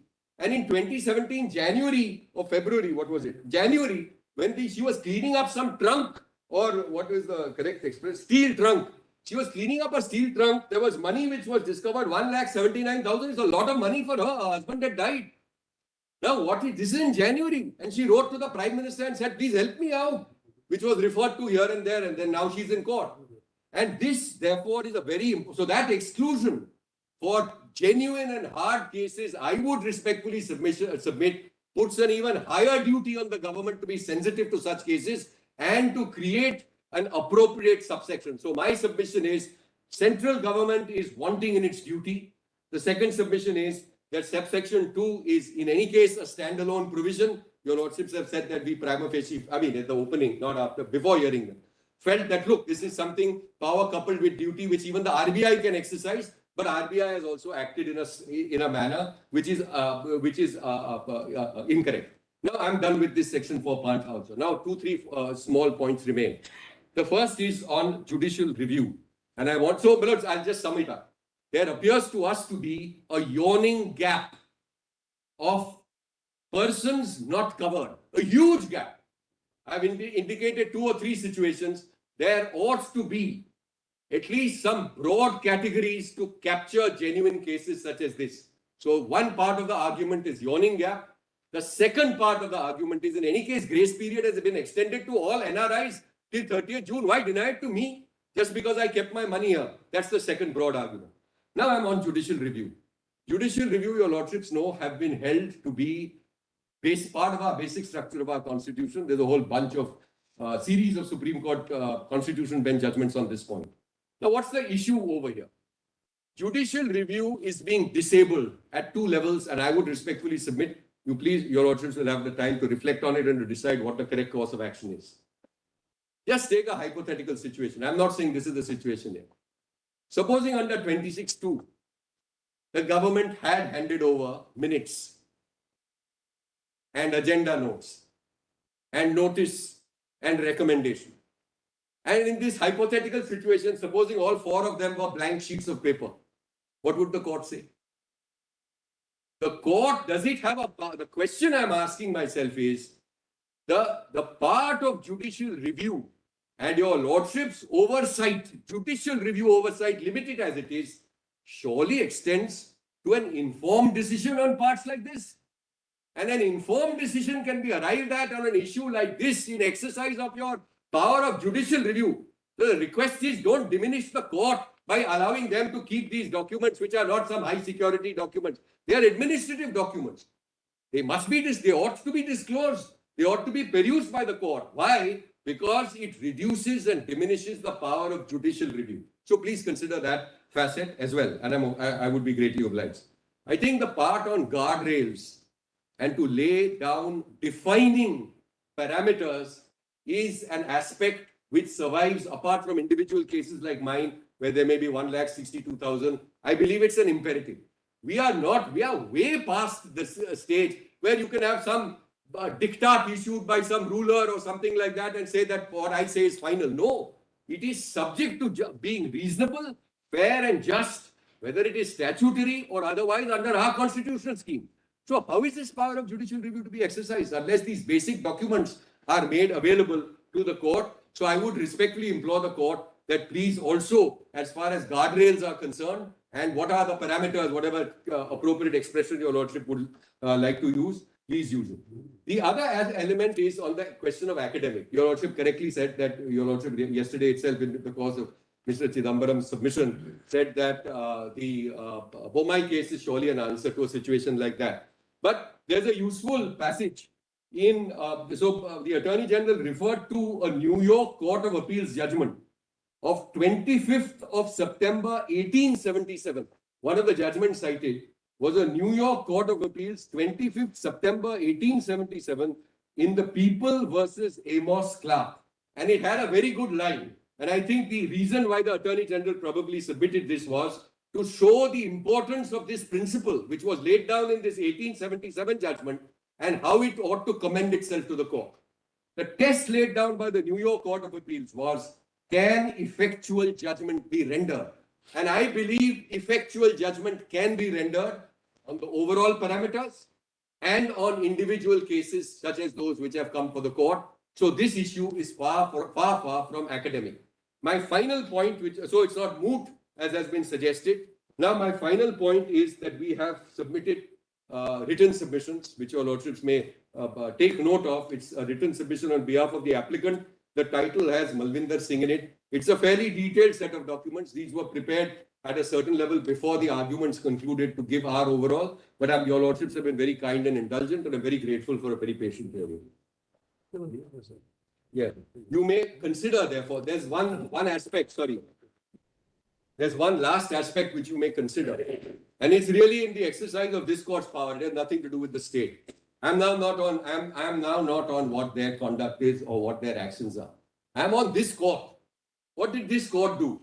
Your lordship recalls that in the opening I had pointed out Justice Kehar's bench had given them a notice that, look, what are you planning to do under Section 4.2? Your lordships also recall the consolidating order which blocked everything from other courts. Now, let's pause here for a moment. On an issue like this, you might have certain issues where you block access to other courts, which are few and far between. But I think we will all agree that as far as value of currency, your property being taken away without authority of law, etc., all these are aspects which affect each across the country. Now just consider, when the court blocks 226 remedy, which we have all grown up and we all know is an inexpensive remedy available locally. Locally in the sense it's available in your state, right there at the state capital or at the seat of the High Court or the benches of the High Court. Now when you're blocking it, I asked myself, and this is what arises here, effectively what is happening is that only people who can do two things, who have the wherewithal to contact a lawyer who's willing to do it pro bono in Delhi and in the Supreme Court. That's a hard ask. It's a hard ask for citizens, most of us. I was asking myself sometimes that, look, can I find a lawyer despite being in the profession in most parts of the country? I can't in a short while do that. And someone who will do my case, with reasonable competence and free of charge may be very difficult. So I am suggesting to the court that yes, I am primarily concerned with Mr. Malvinder Singh, and Mr. Bhushan has appeared also for Sarla Srivastava, and your lordships may peruse the facts. But having nothing to do with the other side, but having to do with your lordship's own order, having blocked access in all these courts across the country, would it not be desirable for this court at this stage, if you agree with any part of our submissions, to direct that a scheme which is more general in nature than just for me? I'm not saying that they are obliged to do it, but because your lordships blocked everyone from going, how many have come forward? Very few. Isn't it now a corresponding duty ex debito justice, if you agree with our submissions or any part of them, that if relief is to be given, it ought not to be only to Malvinder Singh and X or Y or Z, but it may be for a time frame, but more generally, not because the law requires it, but because your lordship's order blocking access elsewhere perhaps requires it. I'm very grateful. Thank you. Yes, where is the party in person? The party in person. Madam, you wanted to say something? Yes, Your Lordship, just. Be brief, huh? Yes, sir. But it's a rejoinder. I know, Your Lordship. I'm just saying 2-3 points. That's all, Your Lordship. First of all, I'm appearing on behalf of facts, citing Your Lordship. Which Your Lordship first, I primarily said that maybe that matter will be tagged. This is the other issue. Wait. Your Lordship, my first submission is that, first of all, we were not allowed from 9th to 14th because we were we were not individuals, Your Lordship. We were having a society account. We were not allowed to deposit in Madam, DCC. we are not considering that cases. Minutes, that's all. We are not considering those cases. No? Just some brief facts only for your notice, Your Lordship. Thereafter, Your Lordship, as per RBI instructions, we could not deposit because they were, DCCBs were told not to take our SBNs, Your Lordship. And that is why we could not deposit. So my first submission is, despite our best efforts, we could not deposit the amount. Yes, my learned friend said, told yesterday that we were given opportunity and we could have opened our accounts in some other banks, Your Lordship. We were not allowed to do that. So my submission is, Your Lordship, even if Your Lordship is de-tagging the amount, there are transfer petition and there are IAs also, which has to be taken into consideration, Your Lordship. And there should be a general order. All right. My submission is this only. All right. Like, Yes, where is the party in person? You want to? There is this order of this honorable board in this particular matter only, in which NABARD was directed to go and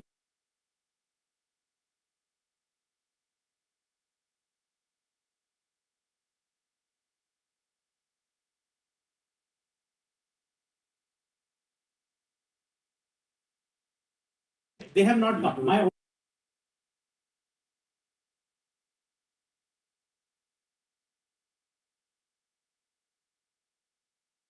I have submitted a written submission on this issue, Your Honor, in my petition.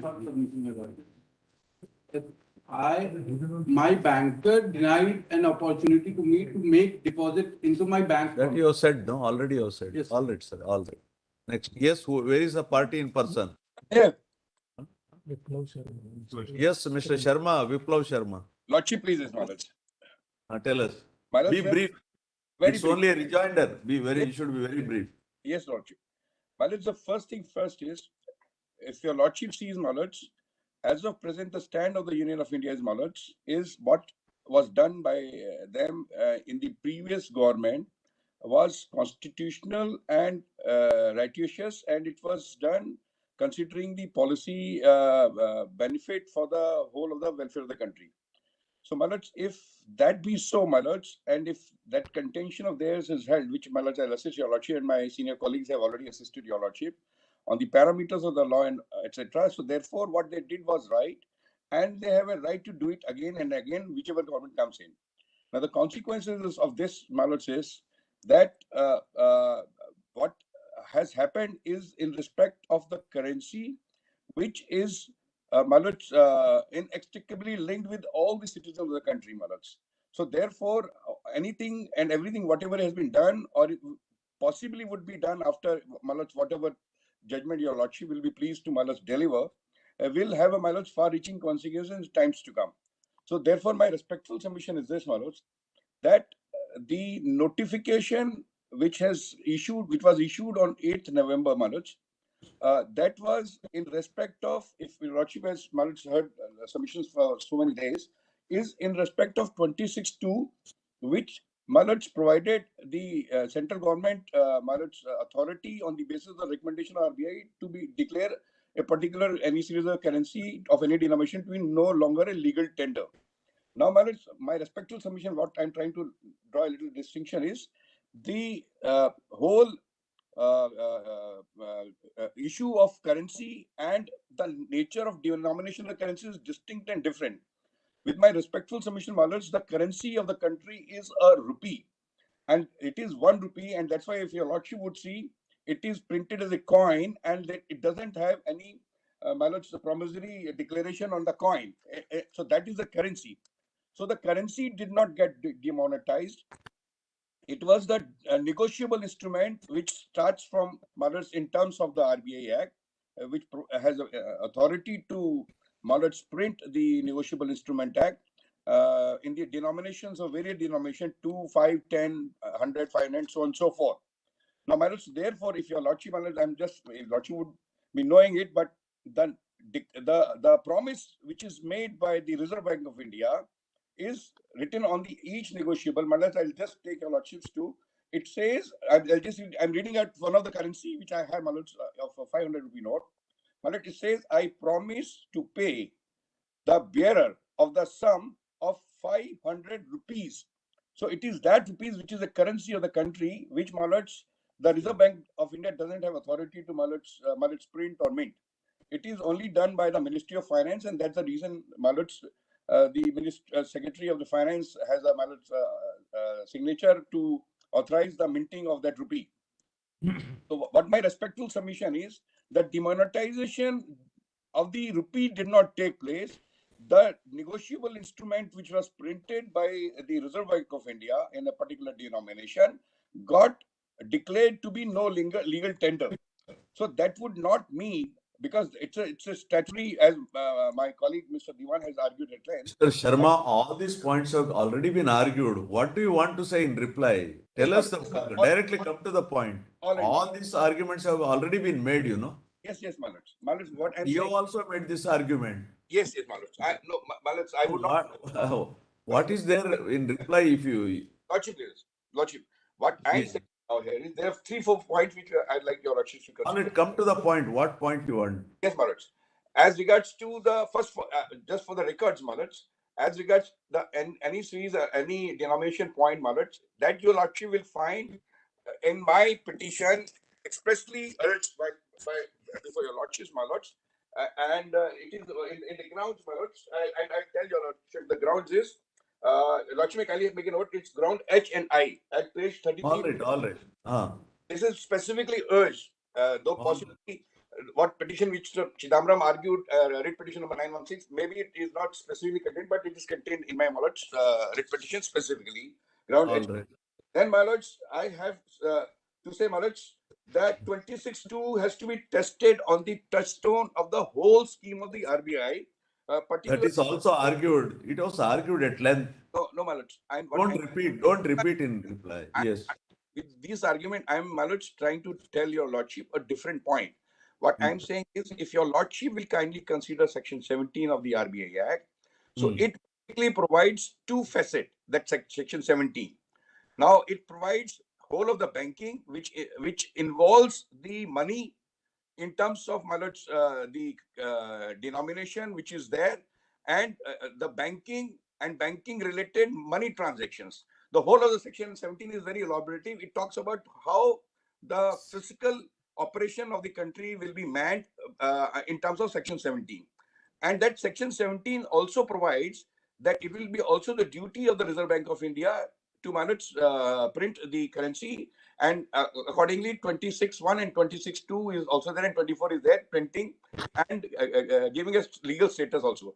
So the point I'm trying to make it here is, the minute that notification came in, the whole of the section 17, operation of the whole of the section 17 was rendered OTOs. That's what I'm trying to suggest, your lordship, because the whole banking got haywire. There are various RBI notification to the effect which I have placed on my record, and there are various other petitioners would have also placed that the whole banking could not take place. Sharma, what do you want? What do you want to say? So what I'm saying is that We are not. yes, my lords, What is that you want to convey? the point I'm trying to make it is that Sharma, all these questions have already been argued. no, my lords, Please close. Please close. my lords, You are in rejoinder. Please close. okay, my lords. Then second thing is that on the notification issue, your lordship was very specifically, my lords, called upon the Union of Indian Attorney General on the, my lords, the constitutionality, as because that notification was not issued in the name of the President of India under Article 77. The Attorney General. All right, that we have noted. Please proceed. No, what I'm saying is that AG has not responded to, my lords, your lordship's query. All right, all right. We will ask the AG. Now you please proceed. Opportunity is, my lords, gone. Then my lords may say, then lordship may kindly have my petition for me. Only one ground which I want to urge. Lordship may have page 36 for my petition. Only one submission, and I'll be done with that.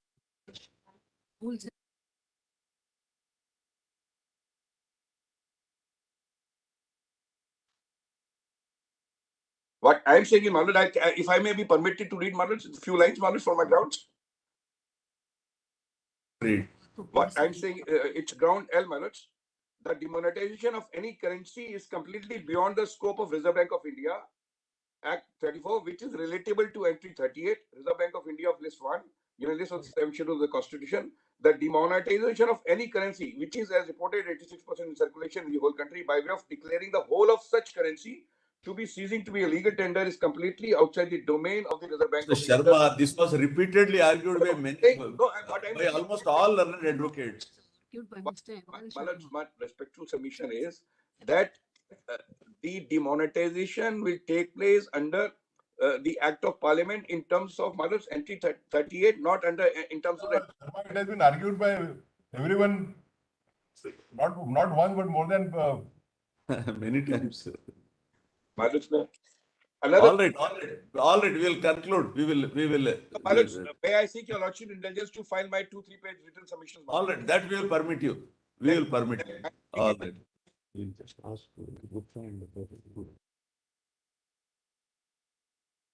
AG, though after reply there is no provision to hear you, but if you want to say something, you can take 2-3 minutes, and if you have to make, thereafter Gupta can respond.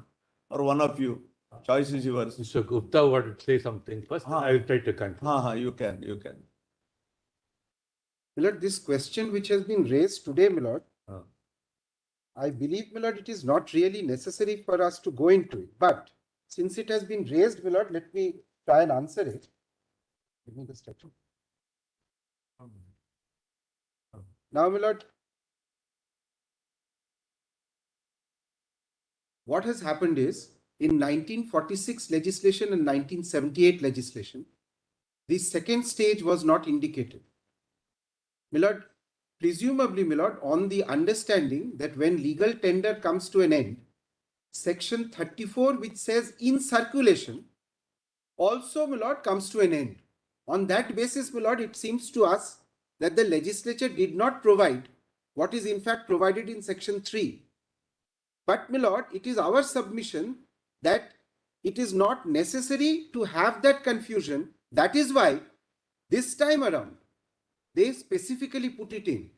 They noticed it, and so they specifically, Milord. Even in 1946, Yes, 26A has been subsequently introduced. that's correct. So therefore, Milord, to the extent 26A takes care of it, Milord, no difficulty. 1946.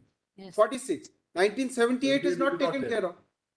So, Milord, it is my impression, Milord, that they must have been under the impression that on a correct reading of section 34, once it is withdrawn as legal tender, those guarantees and that liability goes because the notes are no longer in circulation.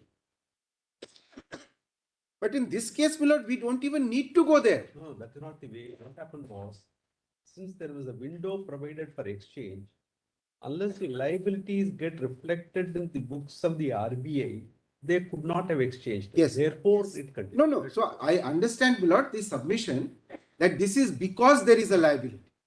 Now, it does not necessarily have to be because of that.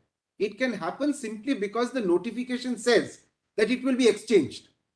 That's an independent obligation. Though it ceases to have a status of a legal tender. Yes. In view of the provisions made in the notification. Correct. It has got till 30th of December, it could be exchanged. It could be exchanged. That is enough.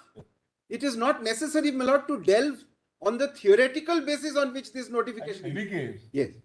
in view of the ordinance of 30th of December. Yes. It ceases to have any status from 31st of 31st of December, my lord. Note. So therefore, this question, my lord, by itself is not today very important. But, my lord, my learned friend would like to really submit, as far as I have understood, that because it was alive till 30th, therefore there was no sufficient time given. But, my lord, what we are forgetting here is, my lord, that the first notification itself said, do it by 30th. Yeah, that is. Yes. And then it said, there are these subsequent conditions. That's all. He relies on clause 9, sub 9, clause 10. 9, my lord. Page 4, Sorry, 9. 9, yes. Clause 10 of the press information. But, my lord, we have to start with the beginning of paragraph 2, which says that the specified banknotes held by a person other than banking companies may be exchanged at any issue office, etc., for a period up to and including 30th December, subject to following conditions. Now, my lord, what is the normal reaction of a citizen of this country when he faces this? If my lord, 9 is the governing, my lord, clause of this, my lord, paragraph, then please see, it will not stop with NRIs. It will not stop with NRIs who have left money in India and gone away. Every individual, my lord, who thinks he can make out a case that he was unable to deposit the money will come and say that a mandamus has to be given to enforce 9. The deadline will vanish forever for everybody. Mr. Gupta, repeatedly Honorable Prime Minister's speech was. My lord, I know, my lord. Now, my lord. But can you just come to page 26? Yes. 26, I think all this para 1, 2, 3 have to be read together. Just read that 2, 3 sentences. I'm sorry, In my that lord. compilation of. Notifications. Compilation of Mr. Divan. First compilation. You can't open it from there. Give me the copy. You have this. First compilation containing all the notifications. Yes. My lord, we've also given, that's why, my lord. Milord, your lordship is looking at page 26 of this complaint. 26, last sentence you read, persons holding. Yes. Read 2, 3 sentences. Let us read together. Yes, Milord, I'm just wondering what Persons holding. persons holding old notes Read. in Malvinder Singh's compilation. Read. Persons holding old notes of 500 can deposit these notes in their bank or post office accounts from 10th November till close of banking hours on 30th December to 2016 without any limit. Next sentence Yes. also, very important. Thus, you have 50 days to deposit your notes and there is no need to panic. And 50 next days. sentence. Your money will remain yours. You need not to worry on this point, Therefore- provided you follow the law. All have to be read together, perhaps. Let's suppose you read it together. Suppose we read it all together. What is this assurance said? It has said that if you follow the instructions which have been given to you, then your money will remain safe. You will not lose anything. 50 days time, even the 50 days time. He has mentioned 50 days there. He has not said that I will give you enough time later on also, not just 50 days. But even if he had, Milord, this is a statutory notification. Now that statutory notification, there is no case which can be made out that there is some kind of a promissory estoppel that this statutory notification will be extended. What is the legal cause of action here? And Milord, I keep, Milord, asking myself, what would a person normally do? He can come back in February, but he can't come back in November. The cost of the ticket is the same. He has not written, Milord, we have checked. He has not made any, sent any mail during that period. That you already said, Mr. Yes, yes, Milord, those are facts. But here, Milord, what I am saying is that the notification itself had provided 30th of December. And what happened was a limited window of opportunity was opened, no doubt. But that opportunity, Milord, the legislation did not want to open it any further. So, Milord, Parliament did not want to open it any further. Not. Yes.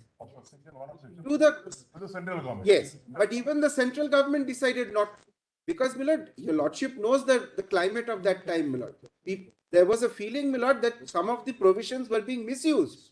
So if under those circumstances, the legislature and the central government did not want to open a larger window, Milord, there's nothing that can be said about that. Now. No, but the parliament in its wisdom Yes.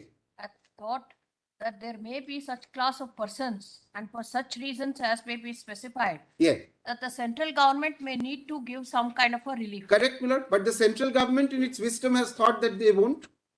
Now- Even now, this Yes. law is still there. Even now, central government. Let's look at section 6, section 5 for a moment. The person who, contrary to the authority of law, has held those notes is today to be prosecuted if he comes up with notes. Look at section 5. Then how do you deal with situation where that widow found some money after her husband died? Lord, it's very difficult, Milord, to deal with every situation like this, Milord. Because if you question is, under that subsection 2, Yes. can the court, Milord, now give a mandamus, as my learned friend is asking for, to formulate a scheme? They are saying you formulate a scheme, we or central government, whatever. Formulate a scheme to give a very large class of person, which he says is huge, opportunity to hold on to submit notes even today. Now see section 5. So this is for the central government to take a It call. doesn't matter, Milord. I'm not, Milord, going on that. Yes. My learned friend will deal with it. But please look at section 5. Milord, I'm not going to, Milord, continue this submission. If my learned friend wishes to, Milord, say anything, Milord, he will. Section 5, prohibition on holding, transferring or receiving specified banknotes on and from the appointed date. No person shall knowingly or voluntarily hold, transfer or receive any specified banking notes. And then, Milord, certain exceptions. Then penalty. Whoever knowingly, willfully makes any declaration or statement, etc., which is materially false, etc. And 7, contravention of section 5. Whoever contravenes shall be punishable. Now, Milord, which citizen, Milord, can be encouraged to say today that I have held on to these notes in the hope that the Supreme Court of India will vary the law? It just cannot be. They are under a duty to look at the law and follow its, Milord, dictate. They, Milord, So therefore, my lord, this, No, Mr. Yes. Gupta, before proceeding. Yes.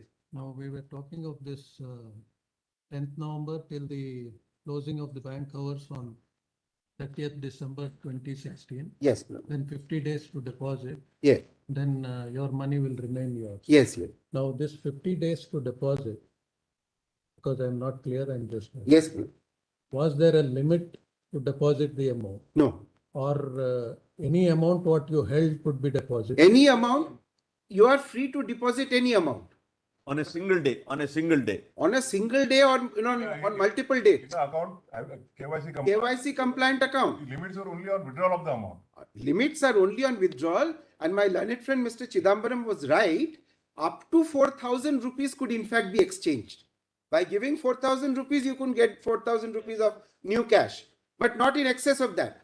The rest of it, my lord, will get credited to the account, KYC account, and you will be entitled to withdraw it in accordance with whatever be the Whatever guidelines were in place at that point of time. 4,000, it was increased to 10,000 from. And then 25,000, etc., etc. There was no outer limit insofar as deposit. is concerned. Deposit. No outer limit whatsoever. And that is so even for the NRIs. But anybody who has money beyond the known sources of income. Right. Not have deposit.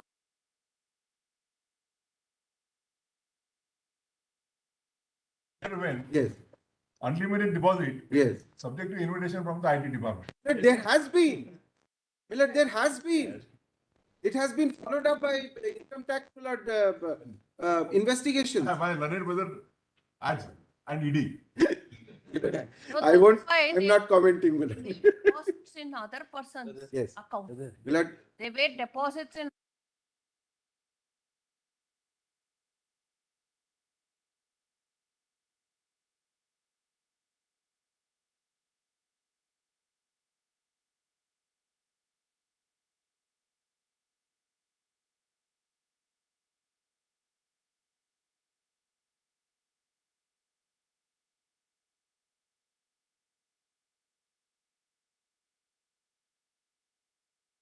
consequence that you will face. So people would will not only go to the bank and deposit such amount as they know that they are holding legitimate.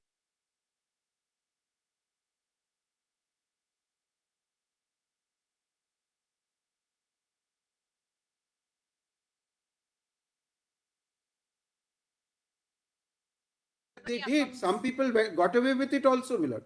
But not everybody got away with it. The point is, Millard, that in law, all legitimate cash that you had could be exchanged up to 30th December. Guarantee.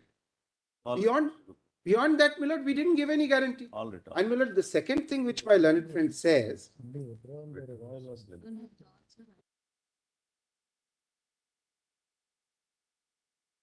eliminate the proviso in that notification, Yes. which is dated 30th December.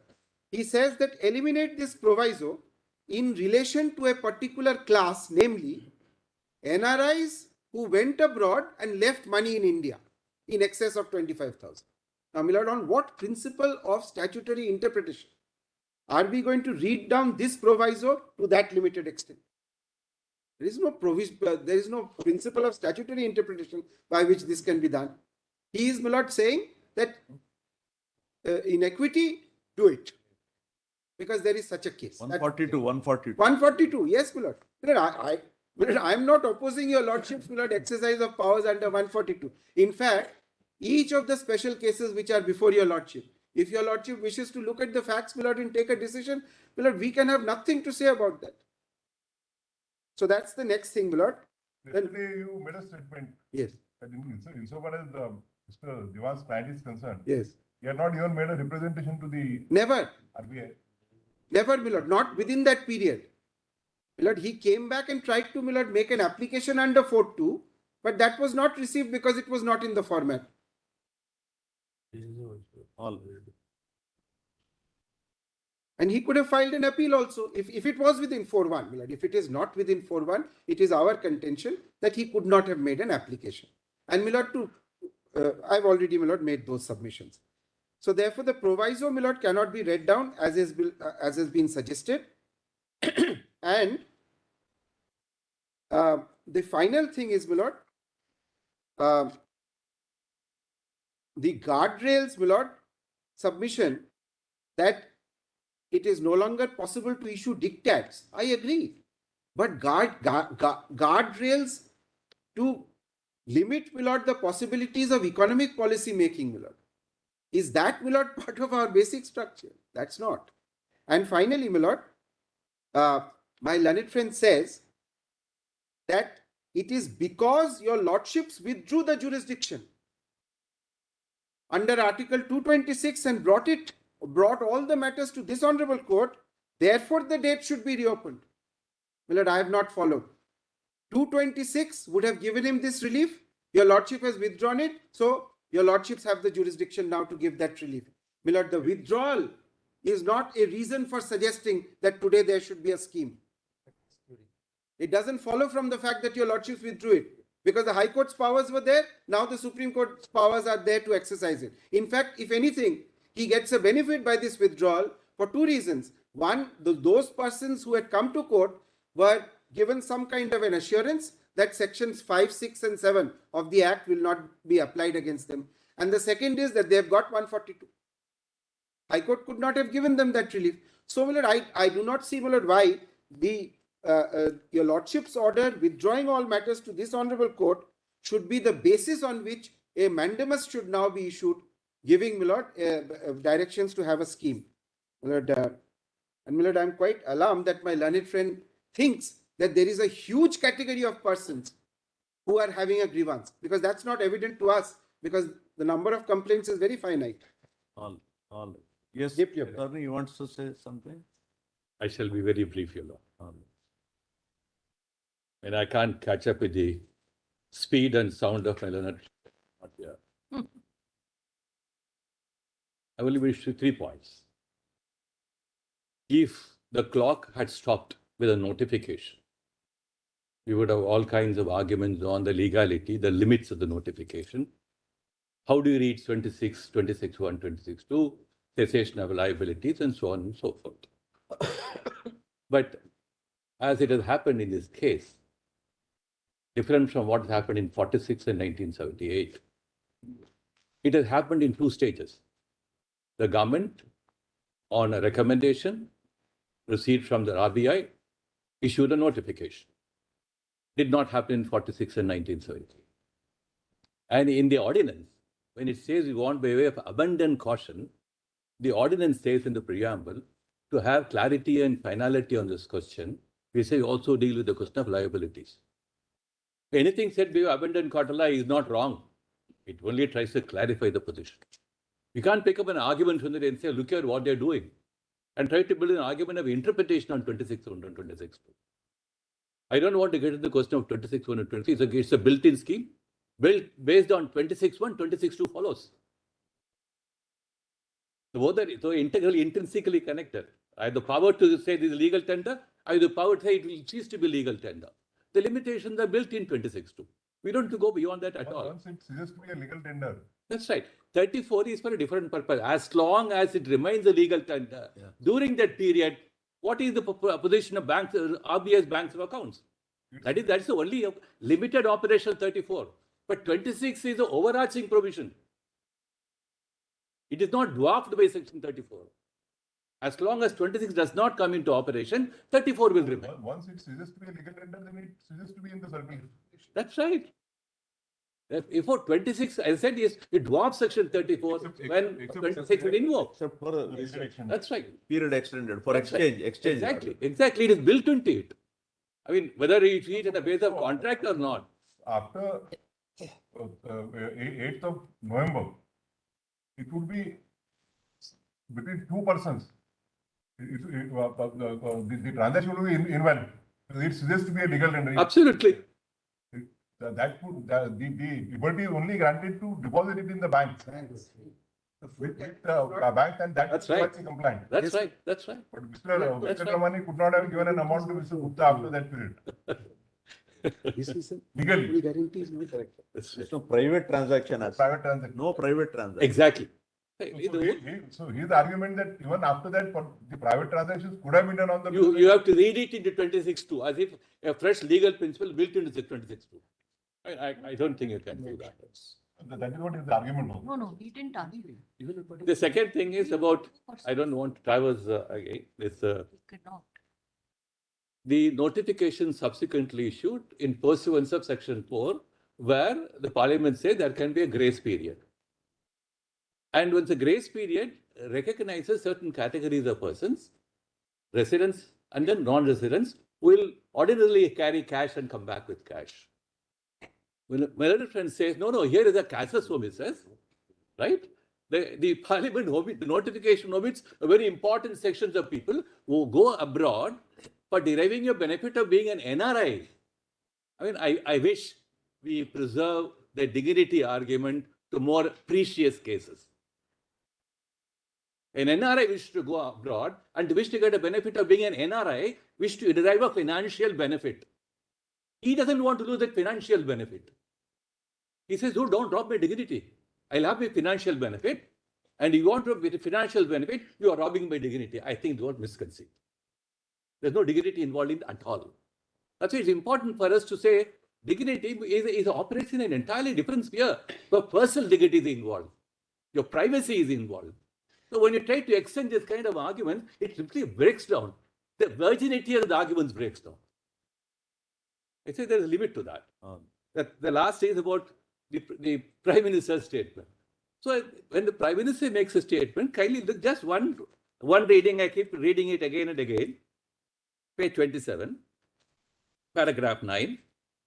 I mean, there can't be an argument of estoppel on a statement like this. I wish there's an estoppel against. That is only an aid for construction, perhaps. The speeches made in the parliament. That's one way of looking at it. It was at a time when the notification to section 4 has not come. Oh. So that's why the Prime Minister said there may be someone for some reason, means good reason, a legally acceptable reason, legitimate reason. Therefore, you want to say, I will not forgo my NRI benefit. Should the state step back and say, well, there is a very good reason for that. I should have accepted it. Therefore, it is no ground, no case been made out on that. And finally, on my 3 point, my argument on paragraph 2.53, a lot of things have been muddled up. I don't wish to give back in the same coin. The argument is after the notification, if the parliament sits back and says, look here is the notification under 26(2). Parliament debates it. Parliament takes note of it. This is the first time I've seen that when a notification is referred to by Parliament, and therefore the Parliament, that's why I said very decidedly, the Parliament gives a stamp of approval to it. I did not say it's a validating legislation.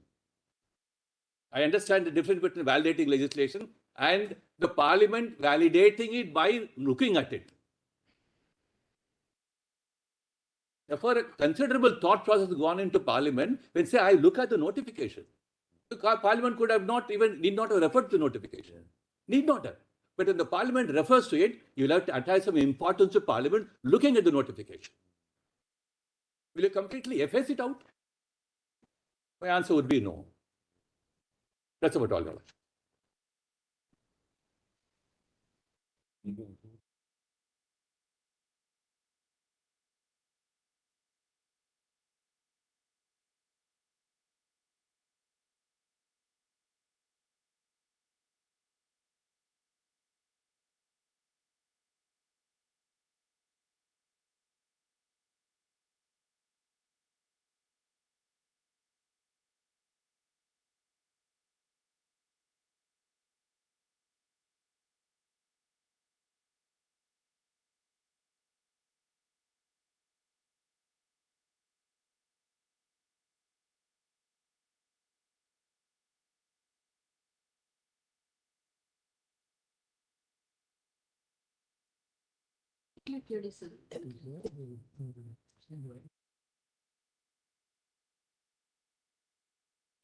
Lordship, please. And Mr. Jaideep Gupta, we are reserving the judgment number 1. We are granting you time, whoever wants to file written submissions within 2 days. But please pass on the records if you have right now, both of you, if you have the records. or else by today evening, you can submit the records. Yeah, I'll put it. Whatever, it is a perusal of the court, Certainly, certainly, for the perusal of the court. certainly, sir. If it is readily available, give it now, I will have it arranged. or by evening, you can. I will have it You can give it I will do. for our perusal. Certainly. If you want, you put it in a I'll cover. put and it give in a seal. Still covered. I'll do. You can put it, both of you, please give the record, whatever records you have. Only one small thing. The affidavits are virtually captured to a large extent. No, let us have the But, satisfaction. no, I'm not saying no. I'm only saying that, yes, your lordships may have look into it. Yes. And it may aid, probably it may aid. Yes, yes. Whatever arguments have been placed before your lordships. I'll certainly do it.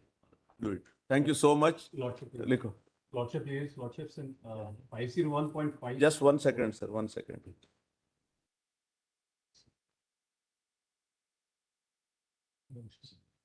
Just 1 second. Mr. Sharma, ML Sharma, what do you want to say? I want to say only, I want to take 1 minute of the court, only 1 minute, Your Lordship. Take. Your Lordship, the entire issue is confined to the decision of the President. That's All what right. I have Don't challenged. repeat all those things. I Don't will not, repeat. no, I will not repeat. No, Your Lordship, I will never repeat. That's my undertaking. And that answer AG has not given yet, and they should give. All right. I wish to give only 2 citations in response to Because, this. because Article 1110 is much. All right. Now he's answering your. Yes, sir. The first one is With permission, my lord. 1975. With permission, my lord, I am taking only 30 seconds, my lord. My Wait, case sir, is this, wait, my sir, lord. wait 1 second, wait second. 1975, 1 SEC. Sanjeev Naidu. This is, no, Sanjeev Naidu it comes a little later. 763, 1 SEC 763. Then the next one is 2003, 6 SEC 277. Both are in respect to the Article 77 argument. We made that argument.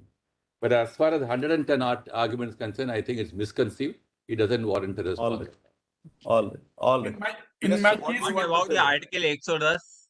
All right, sir. We in will my consider. case, my lord, applicant father was died due to sudden announcement. We have understood. We have understood. In my, I'm taking only 30 seconds, my lord. Huh. Applicant father was died due to sudden announcement, my lord. Thereafter, whatever money is received by the LR, they deposit in an account and they are facing the prosecution, my lord. This is the case, my lord. And if the announcement is not supporting the law, then we are entitled for compensation, my lord. All right, sir. All right. Now you're right. Now over. Now you're right. All right. Lordships, we had submitted that our money was lying deposited in the court before the MM in Rohini. And however, despite several applications filed before the MM, he did not release the money. Sir, we have told you all these factual aspects will be, have to be decided after we answer these questions. We are not deciding factual aspects. We have been repeatedly telling you. Lordship, Over. On the written submission, Lord, Lordship can give time till Monday. No, sir. We can't. Give it by Saturday. All right, sorry. Heard, judgment reserved. Written submissions, if any, on or before Saturday. Date. What is the date? Saturday? Give the date. 10th December. 10th December. Learned Council representing the respondent Union of India and Reserve Bank of India are directed to produce the relevant records. Your Lordship, I put it in a sealed cover. I'm grateful to your Lordships for it. Thank you so much. You have learnt a lot. I Here think is Shyam Divan is not here. Please convey our. In fact, Mr. Chidambaram read out some passages from Mr. Rangarajan's book. I told him that I've also read that book. There's something which I can cite. I don't want to trouble your Lordships more with that book. All right. Thank you so much.